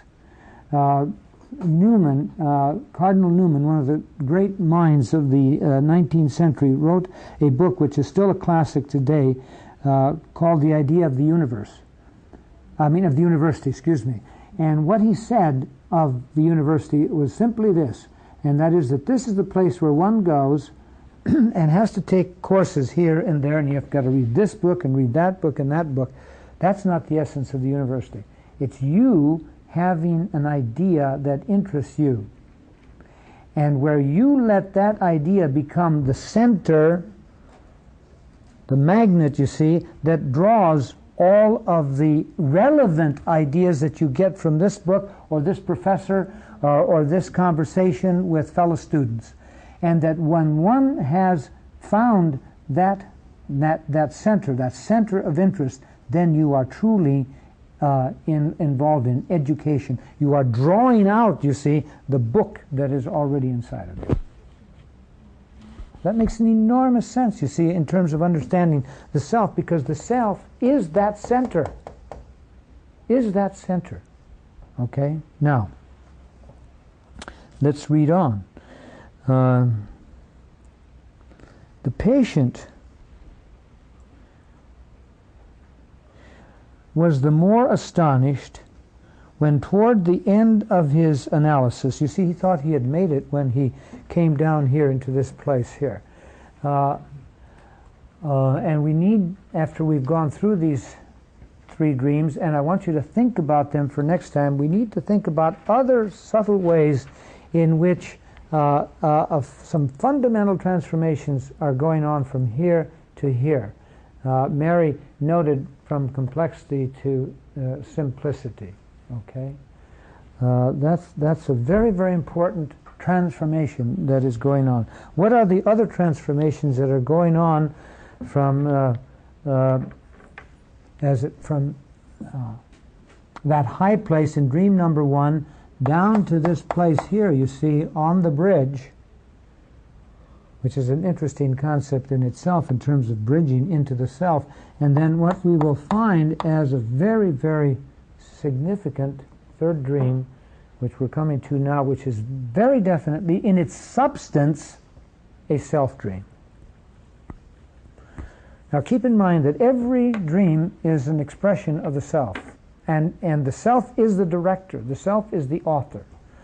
The self provides all of the actors and all of the scenes in every dream.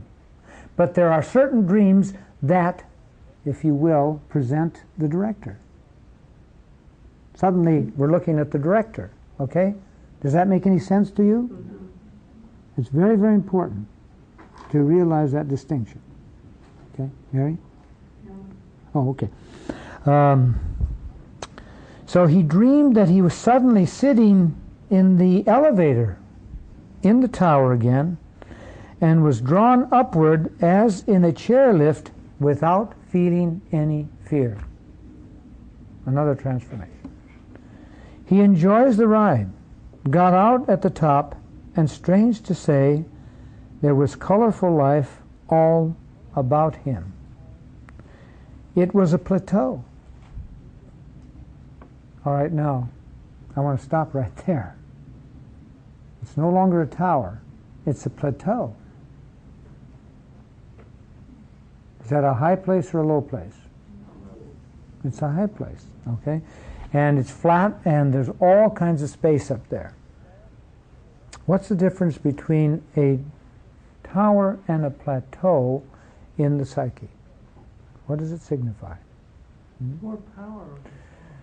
Well, yes, it's built right up from nature, isn't it? It could be an upthrust of granite, for example, as in the Rocky Mountains. You see, the enormous power of the earth giving you this high place instead of something that you have built. Alongside of it was the tower, but suddenly it transforms into the plateau. Height is power. Height is power. Sure, it is. Anyway. Oh, yes, it is By power. definition, so that Yes, yes. But it's a self power instead of an ego power. Would that plateau represent an integration, a flattening out of peaks and valleys? It's more, for lack of a better word, democratic. That's a very, very good point. It's not a good word, but it's kind of leveling things out so that what he thought wasn't there is there. So now he sees it differently. Well, and you know what you just evoked in me, the idea of a plateau. What do we say at times? People are rushing, and assimilating, and suddenly you have to what? Pardon? relax. You have to relax and assimilate a lot of things, and you stay on a plateau in order to realize that. You stop all of the push, you see. It's a very good point. Yes? I didn't understand what you had just said about the tower being the difference between power of the ego and power of the self. I think I understand that difference, but I don't think I understand the tower. Well, the tower is a symbol of the ego. Okay, it's a human construct. You see, the ego, in contrast to the self, is a human construct. Okay, we have to work at developing our ego. We have to build it. We build it from the stuff that is given to us by nature. Okay, the self. So we can work with steel and refine it and add alloys and what have you. Okay, but we're still working with the stuff of the self, the stuff of Mother Nature. Okay, but we're shaping something that is human-made. We can even say that of a leather good in a very real sense. But now we say human-made in contrast to leather, for example, because it's a plastic, isn't it? Okay, but even leather itself is human-made. And but the point is that also the plateau provides you a perspective that is given to you by the self, by nature, by Mother Nature, by God, however you want to put it, in contrast to one that you had to build yourself.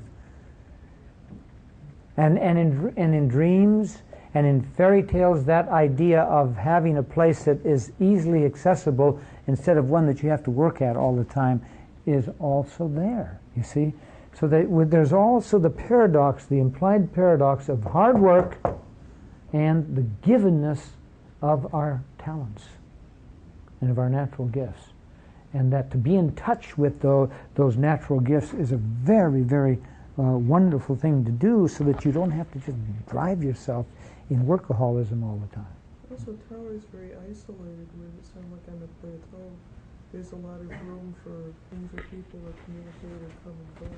That's very, very good. That's true, and indeed that's what the dream carries us to here. Yes, there is an element of isolation. It's limited in size, the tower is, whereas the plateau has a lot of breadth to it. Now listen to what it says here. It was a plateau, and from it he had a view of the valleys. Before he had a view of the town, now he has a view of the valleys. That means going into a deeper place, you see. The high depth, the height and the depth, another polarity. These polarities, you see, are all symbols of the self. The self is the complex of opposites. It's one of the definitions that Jung gives of the archetype of the self. The complex of opposites. All the opposites. All right? There was also a town up there. Not the town down there, and with a bazaar full of colorful wares. Now, there's another hidden polarity here, and that is that the individual, the isolated individual, is also in polarity with an entire collective, right up there on the plateau, you see? Another very important and implicit and yet very real polarity here. The dream ego as the individual is now in juxtaposition with a collective. With a collective, all right?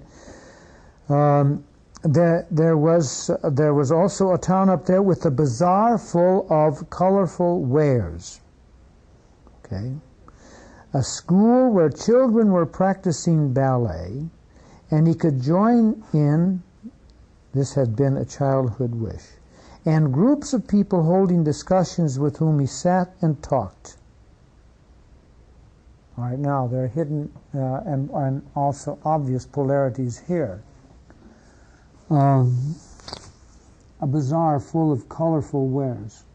What are we talking about here? Ordinary life, or are we talking about the world of the artisan, the artist? Okay, so we've got the world of the artist in the bazaar, and then the people with whom he can converse, different groups, sharing in, I suppose, ordinary talk, if you will. The world of poetry and the world of prose is here. And what about the children? We have another polarity there, don't we? Isn't I was just a question. If you look at another way of looking at that metaphorically, the colors, since this is an area I like, represents emotions, because I find that very good. Very disturbed children use browns, grays, and purples, and blacks, and very happy children use reds, greens, and shades of pink in their drawing. So I was just, it might be represents the emotions, and the children also for him was the growing up that he had to go through that childhood again. But also reconnecting with the child. Oh, yes, yes. Now that's a very, very good point about the color, because in a depressed state, remember now, initially when he's up there in the tower, he feels sad and deserted. Now that's a colorless, another way of talking about depression is it's colorless. Oh, I know. Isn't that wonderful? Yes. Yes, that's right. That's right. Disciplined, huh? Yes, disciplined ecstasy. That's a very good point. And here's another hidden aspect of the self. If you look at figure number 1 that I gave you weeks ago, you don't have to look at it, but remember in what I referred to there as the metaphors of the body, the self is associated with the subtle whole body. And one of the most perfect ways of expressing that is through dance. Through dance. So it's not an accident, you see, that we also have dancers here in this third dream. Now you see, what we're looking for is ways of breaking the addictive trap, right? This is our task. And we need to spend time. Now, it's important for all of us between now and next week to think about this process a bit more in terms of a journey in which an addictive condition is transformed into a creative one. And all that is implied in this fall into dream number 2, in many respects, this is the most crucial place of our process.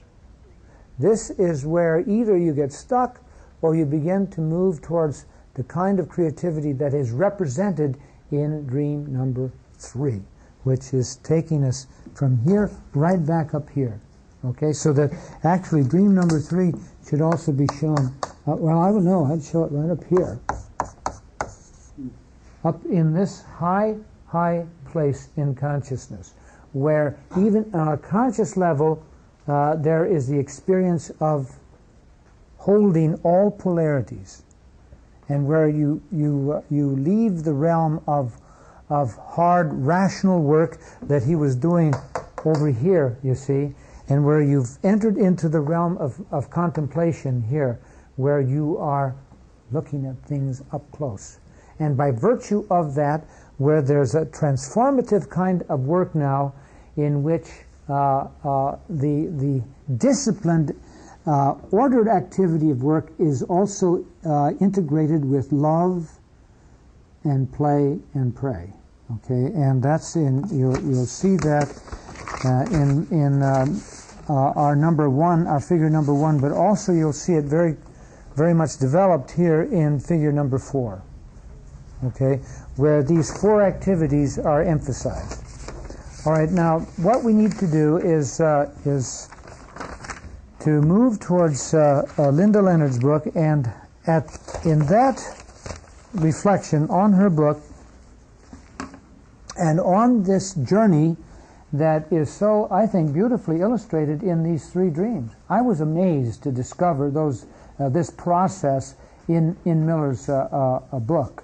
Okay, and incidentally, again, look at the symbolic structures here. Look at what happens in dream number 2 when you have the connecting of the swamp and the town.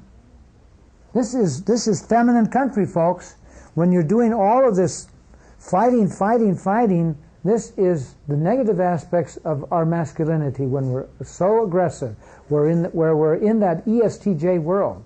But when you come down here and instead of going up a tower, the material for the tower has been transformed into the material for the bridge. That's implied. Another transformation. And what is being connected? What is the swamp? And what is the town? The unconscious, but also the primitive mother. The swamp contains everything. You see, that's why we preserve swamps. Why? Because these are ecological treasures.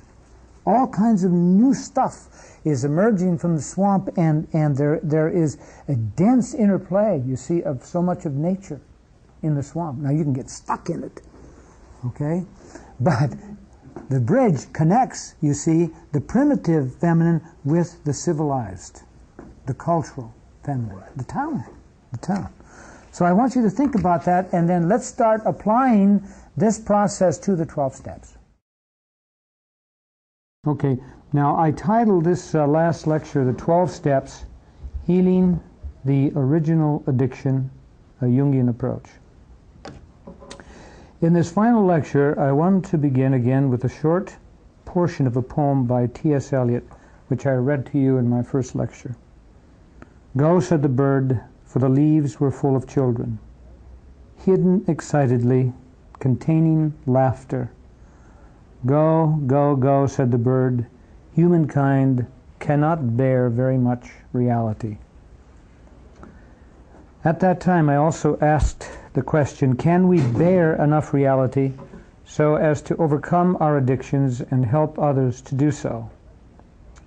Now Webster defines reality as the quality or state of being real, of being true to life, of fidelity to nature.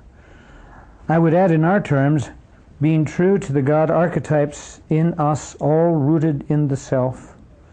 So the act of being real is the process of realizing the self in us, which for Jung is the individuation process. Since the self is the divine child, being real means being true to our own childlikeness.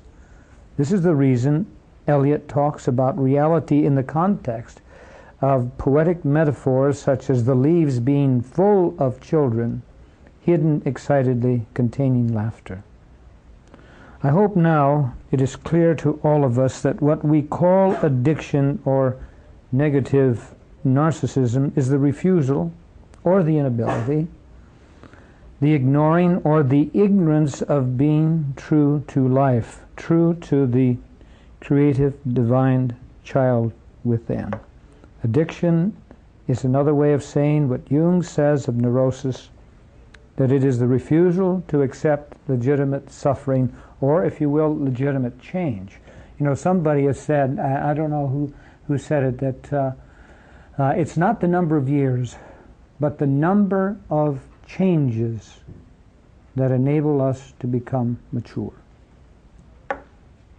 However, this acceptance assumes that we have a sufficient ground and perspective in which to accept such suffering. And that ground and perspective is the realization that psyche is fundamentally religious, creative, spiritual, and healing at its root.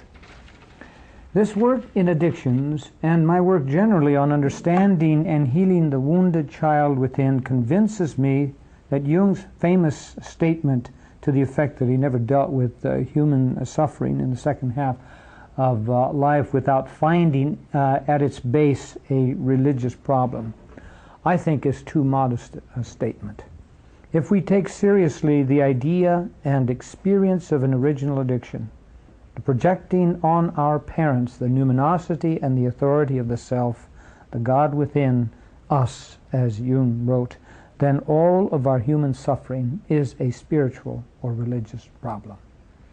The classic journey of the mystic, of our spiritual heroes and heroines, is an attempt to live out fully this reality, our divine ground and perspective, and this is the journey we take in the 12 steps.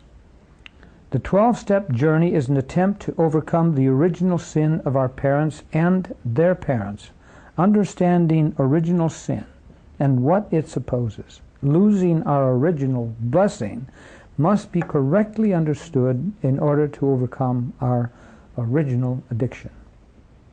Now, sin comes from the Latin sine, meaning without.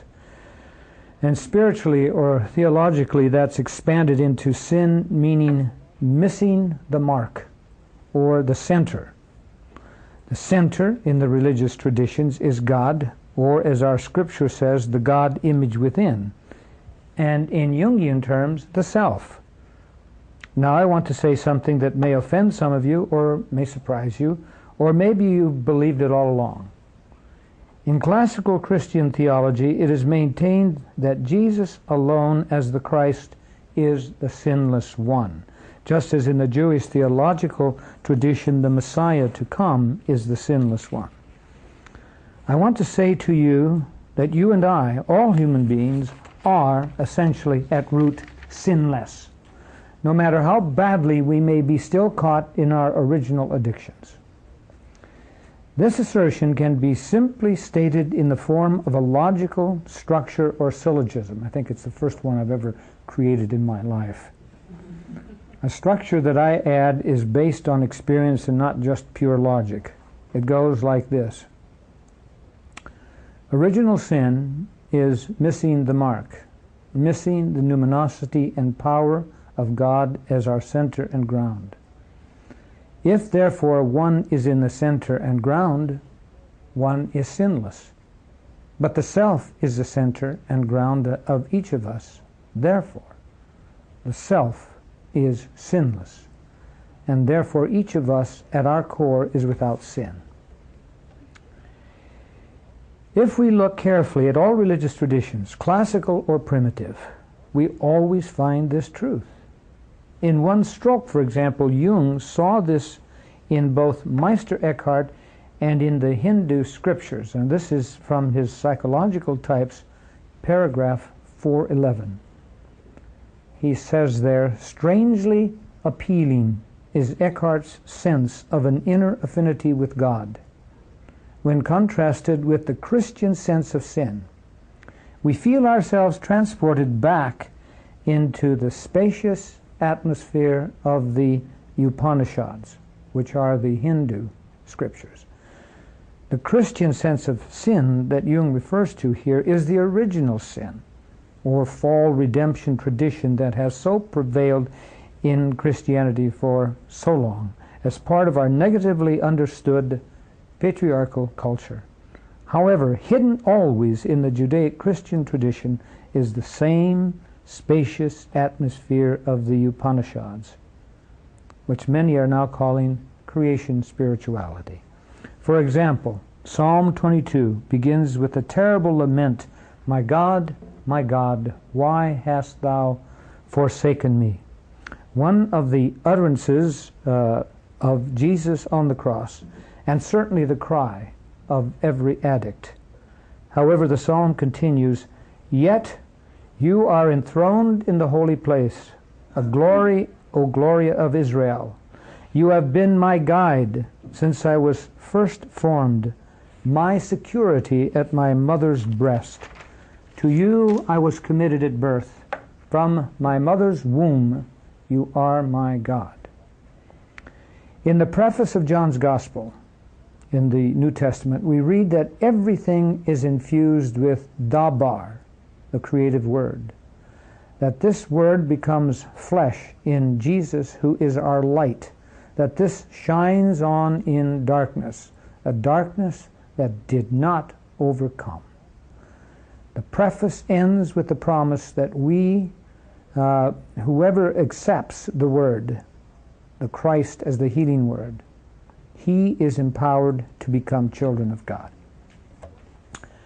It is important for us who use any scripture, whether it be our Judaic Christian or any other, that we become sensitive to this sinless healing terminology that all of these spell out.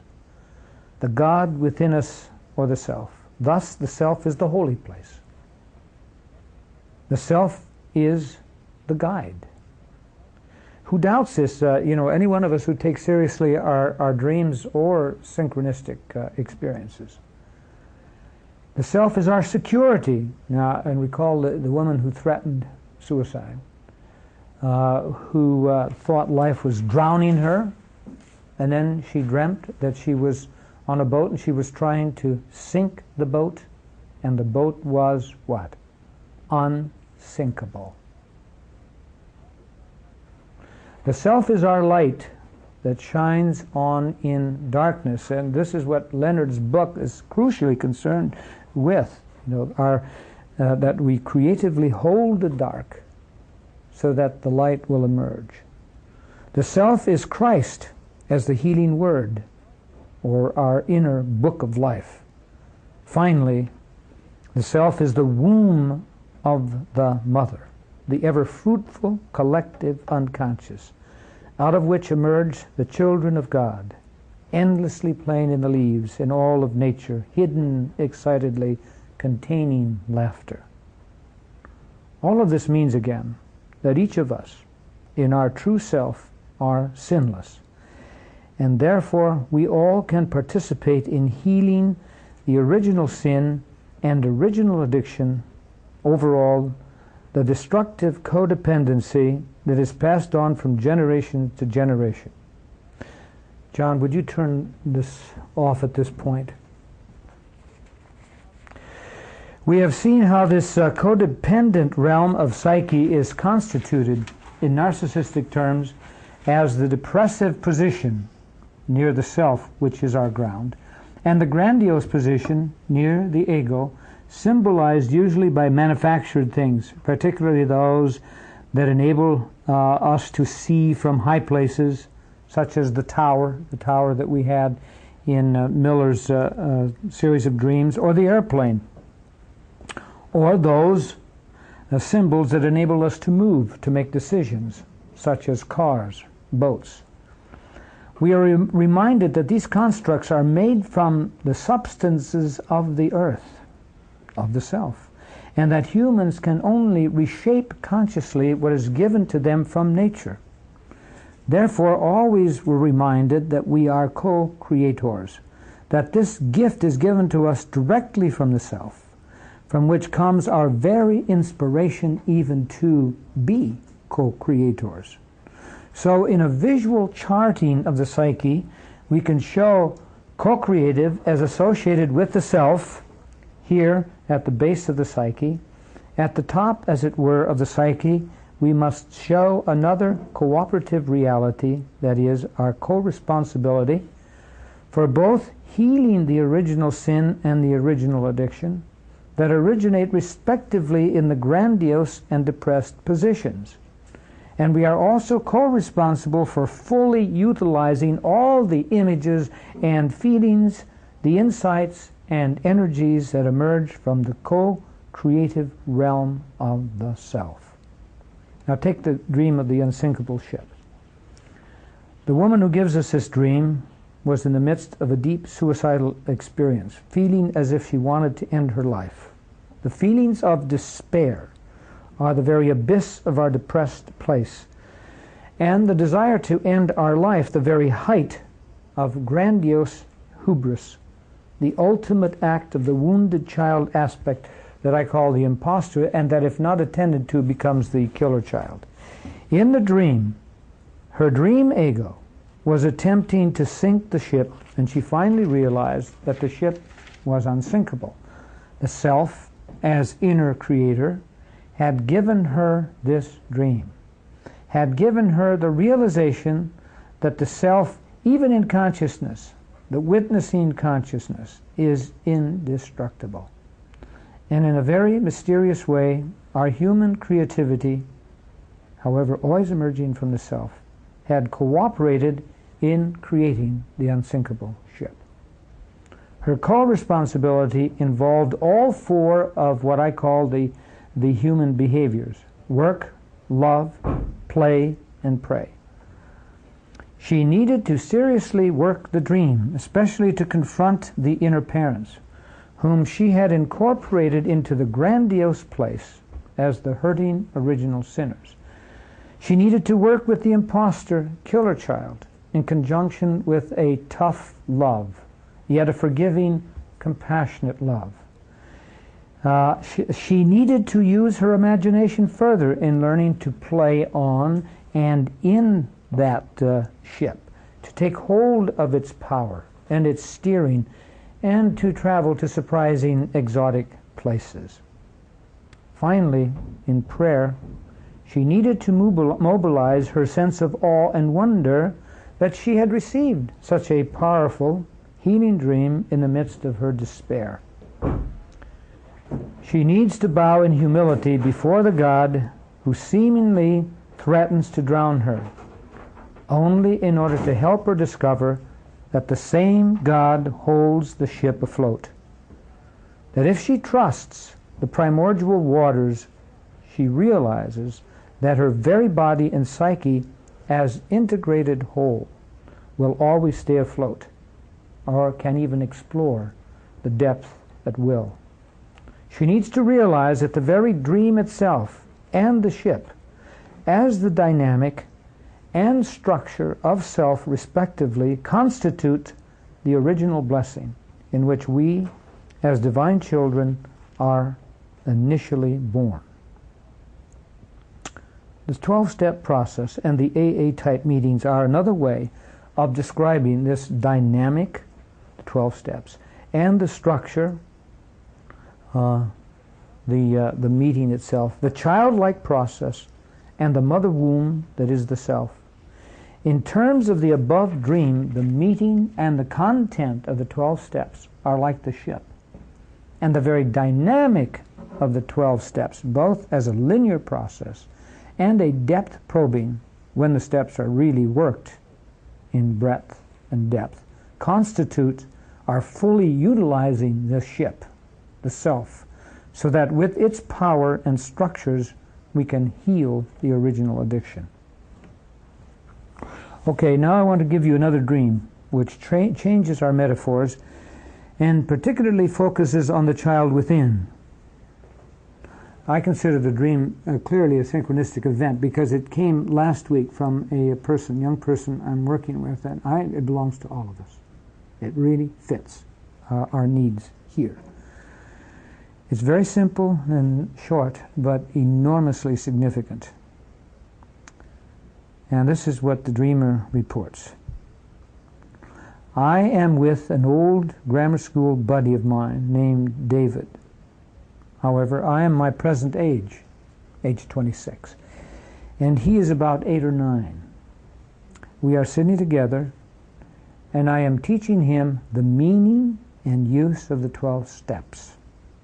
And he is profoundly moved by what he is learning. Okay? The dreamer, let's call him Eric,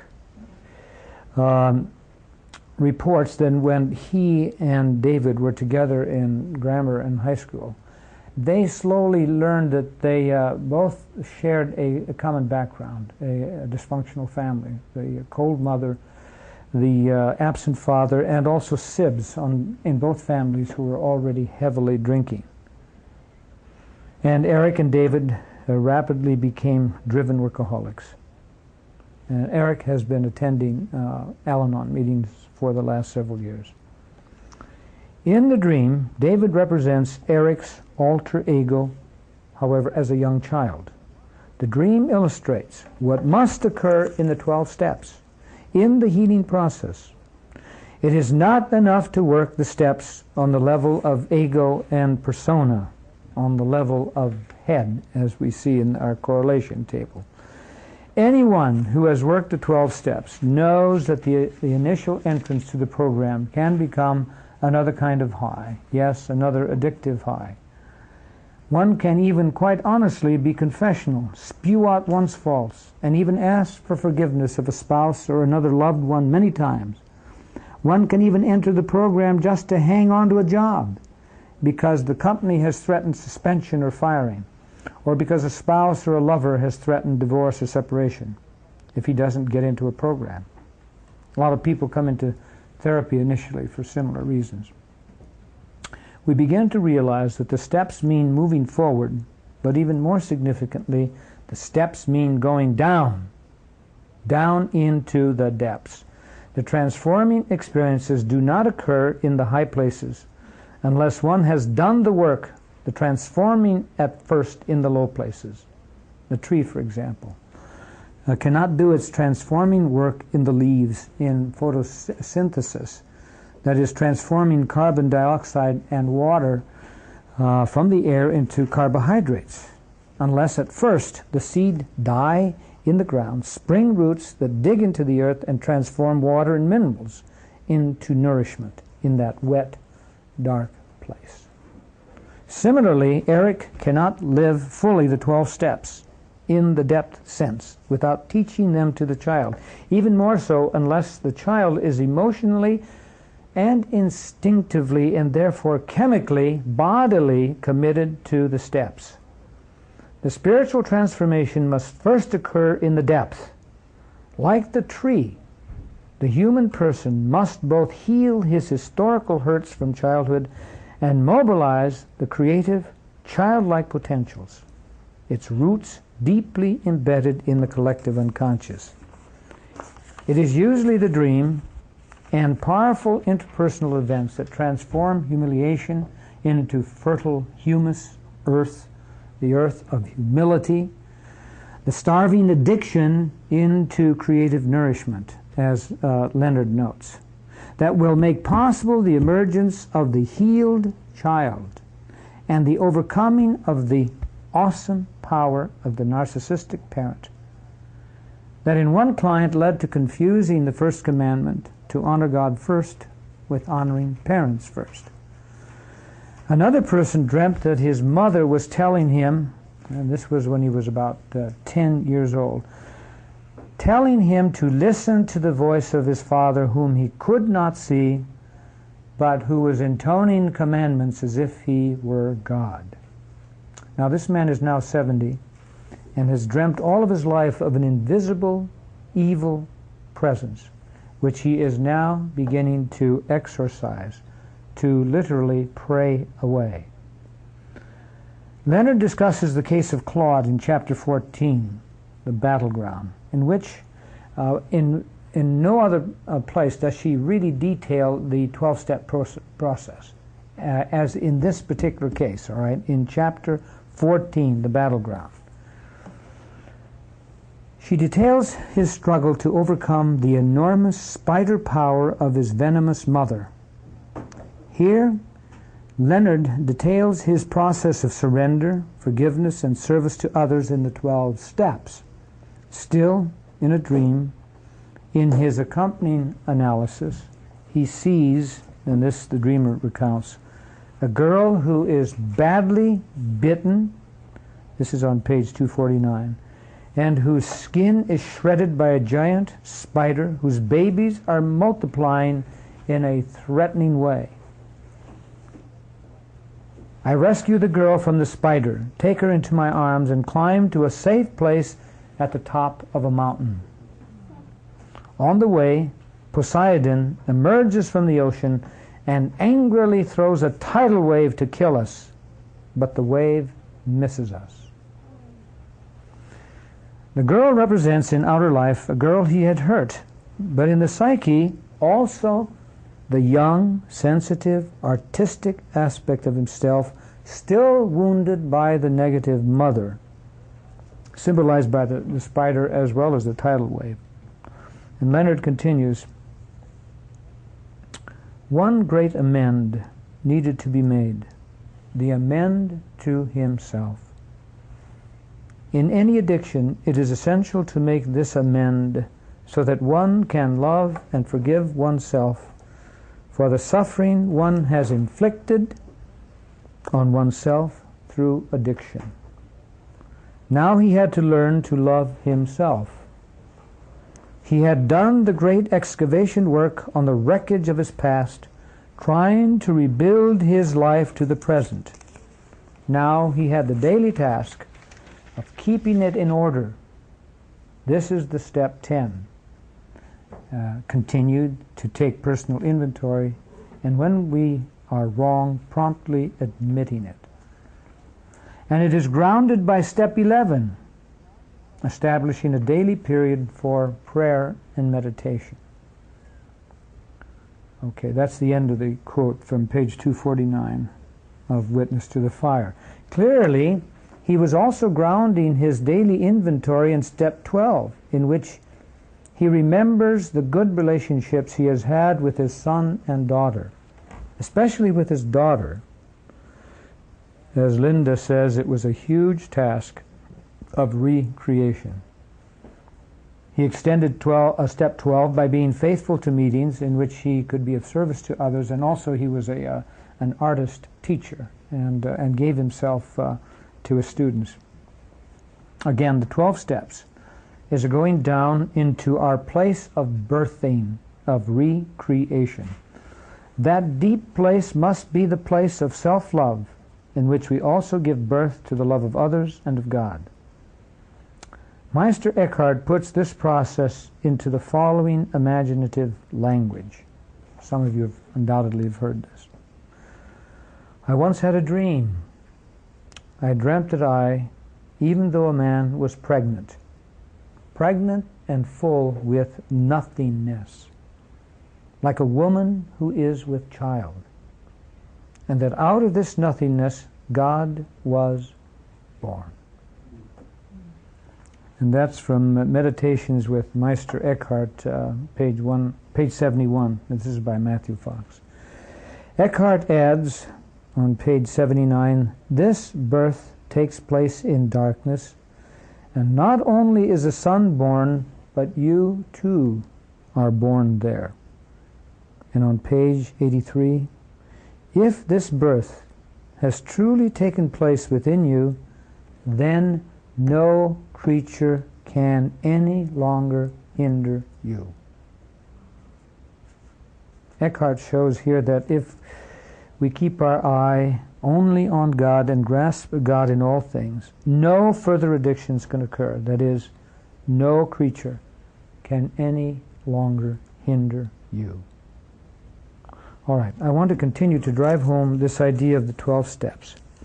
It's not just an ethical journey into healing interpersonal relationships, but even more so a metaphorical journey into our very depths, down to our beginnings, where the original sin and the original addiction began, because someone ignored the original blessing, or what Jung calls on page 89 of Man and His Symbols, the infantile and primitive depths, where the original mind of each creature, of you and I, of the universe, is found. The original mind. All right, I want to conclude this talk by sharing with you a dream of Carl Jung, which remarkably illustrates this stepping down into the very depths of the unconscious. He reports this dream in his autobiography, Memories, Dreams, and Reflections, on page 158 and 159. The context of the dream is important. And this context is the content of our concern here. That is, the problem of where our ultimate authority and personal creativity is found.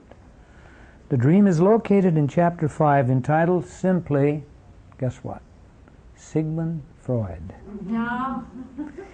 He reports incidences in which Freud faints in the presence of Jung because, as Freud saw it, Jung wanted him dead, wanted to take over his authority. Yet Freud was also hailing Jung as his heir apparent, his successor as head of the international psychoanalytic movement. Now, Jung was uncomfortable with Freud's plan and assertions, feeling that he had gone, as Jung says, over his head, had not really asked him if he wanted Freud's mantle of authority. And yet a part of Jung, the favorite son, was impressed. However, when Freud did not allow Jung to ask for associations from Freud about a dream that the latter had reported, because, as Jung reports, this is quoting Freud, "I cannot risk my authority." Jung continued, at that moment he had lost it altogether. That sentence burned itself into my memory, and in it the end of our relationship was already foreshadowed.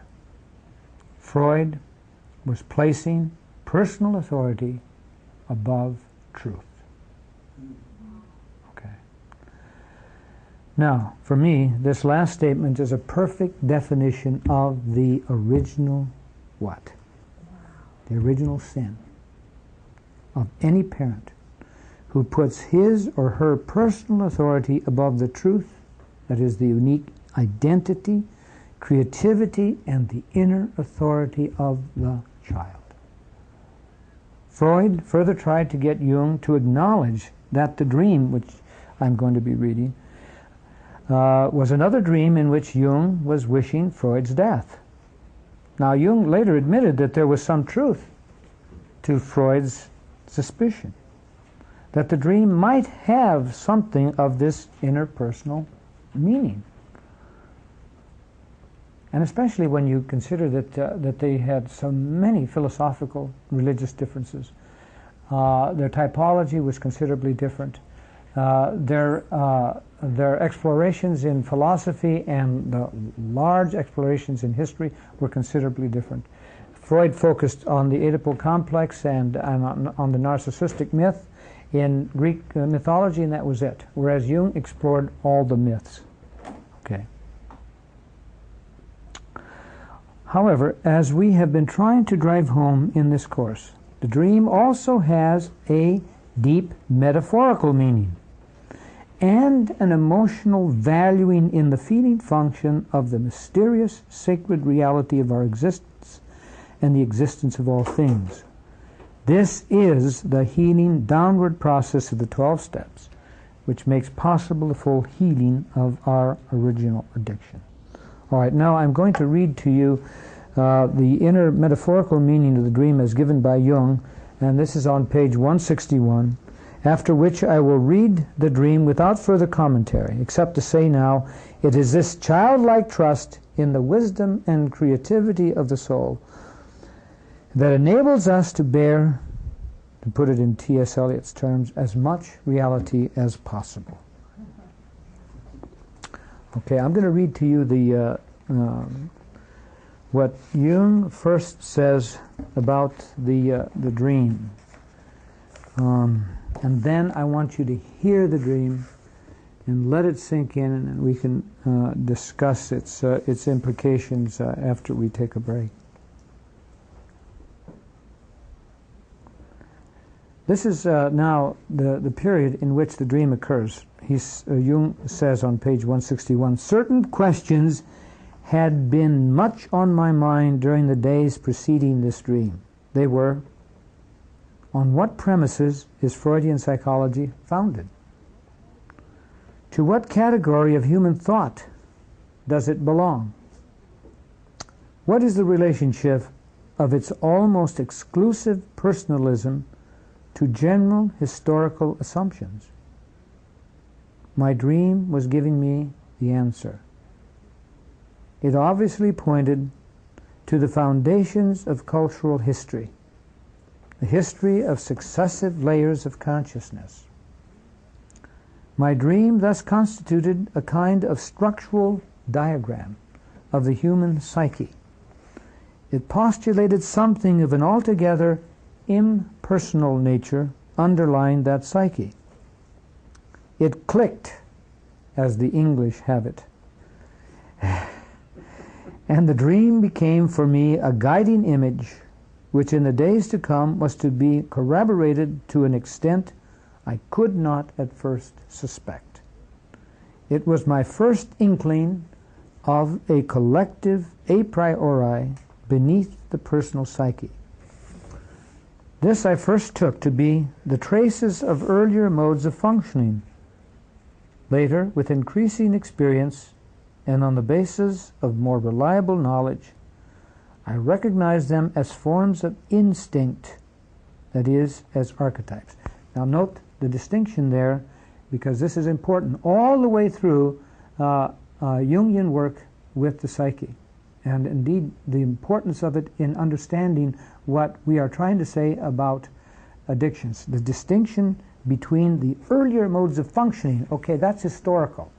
And remember what Zoya says, that every addiction has a certain, at least a drug addiction, has a certain physical compulsiveness to it and a psychological. But then it has that third element which is not received from history, but is inborn, has been there from the beginning of time, the archetypes. Okay? And that is exactly what Jung is distinguishing here. All right? Okay. Now, let me read the dream on page 158. Jung writes, "This was the dream. I was in a house I did not know, which had 2 stories. It was my house, myself.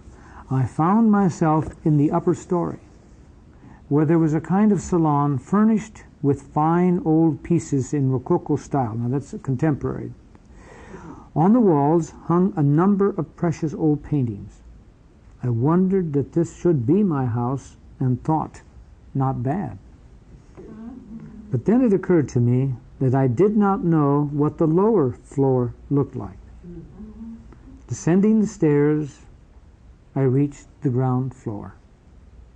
There everything was much older, and I realized that this part of the house must date from about the 15th or the 16th century. The furnishings were medieval. The floors were of red brick. Everything, everywhere, it was rather dark. I went from one room to another thinking, now I really must explore the whole house.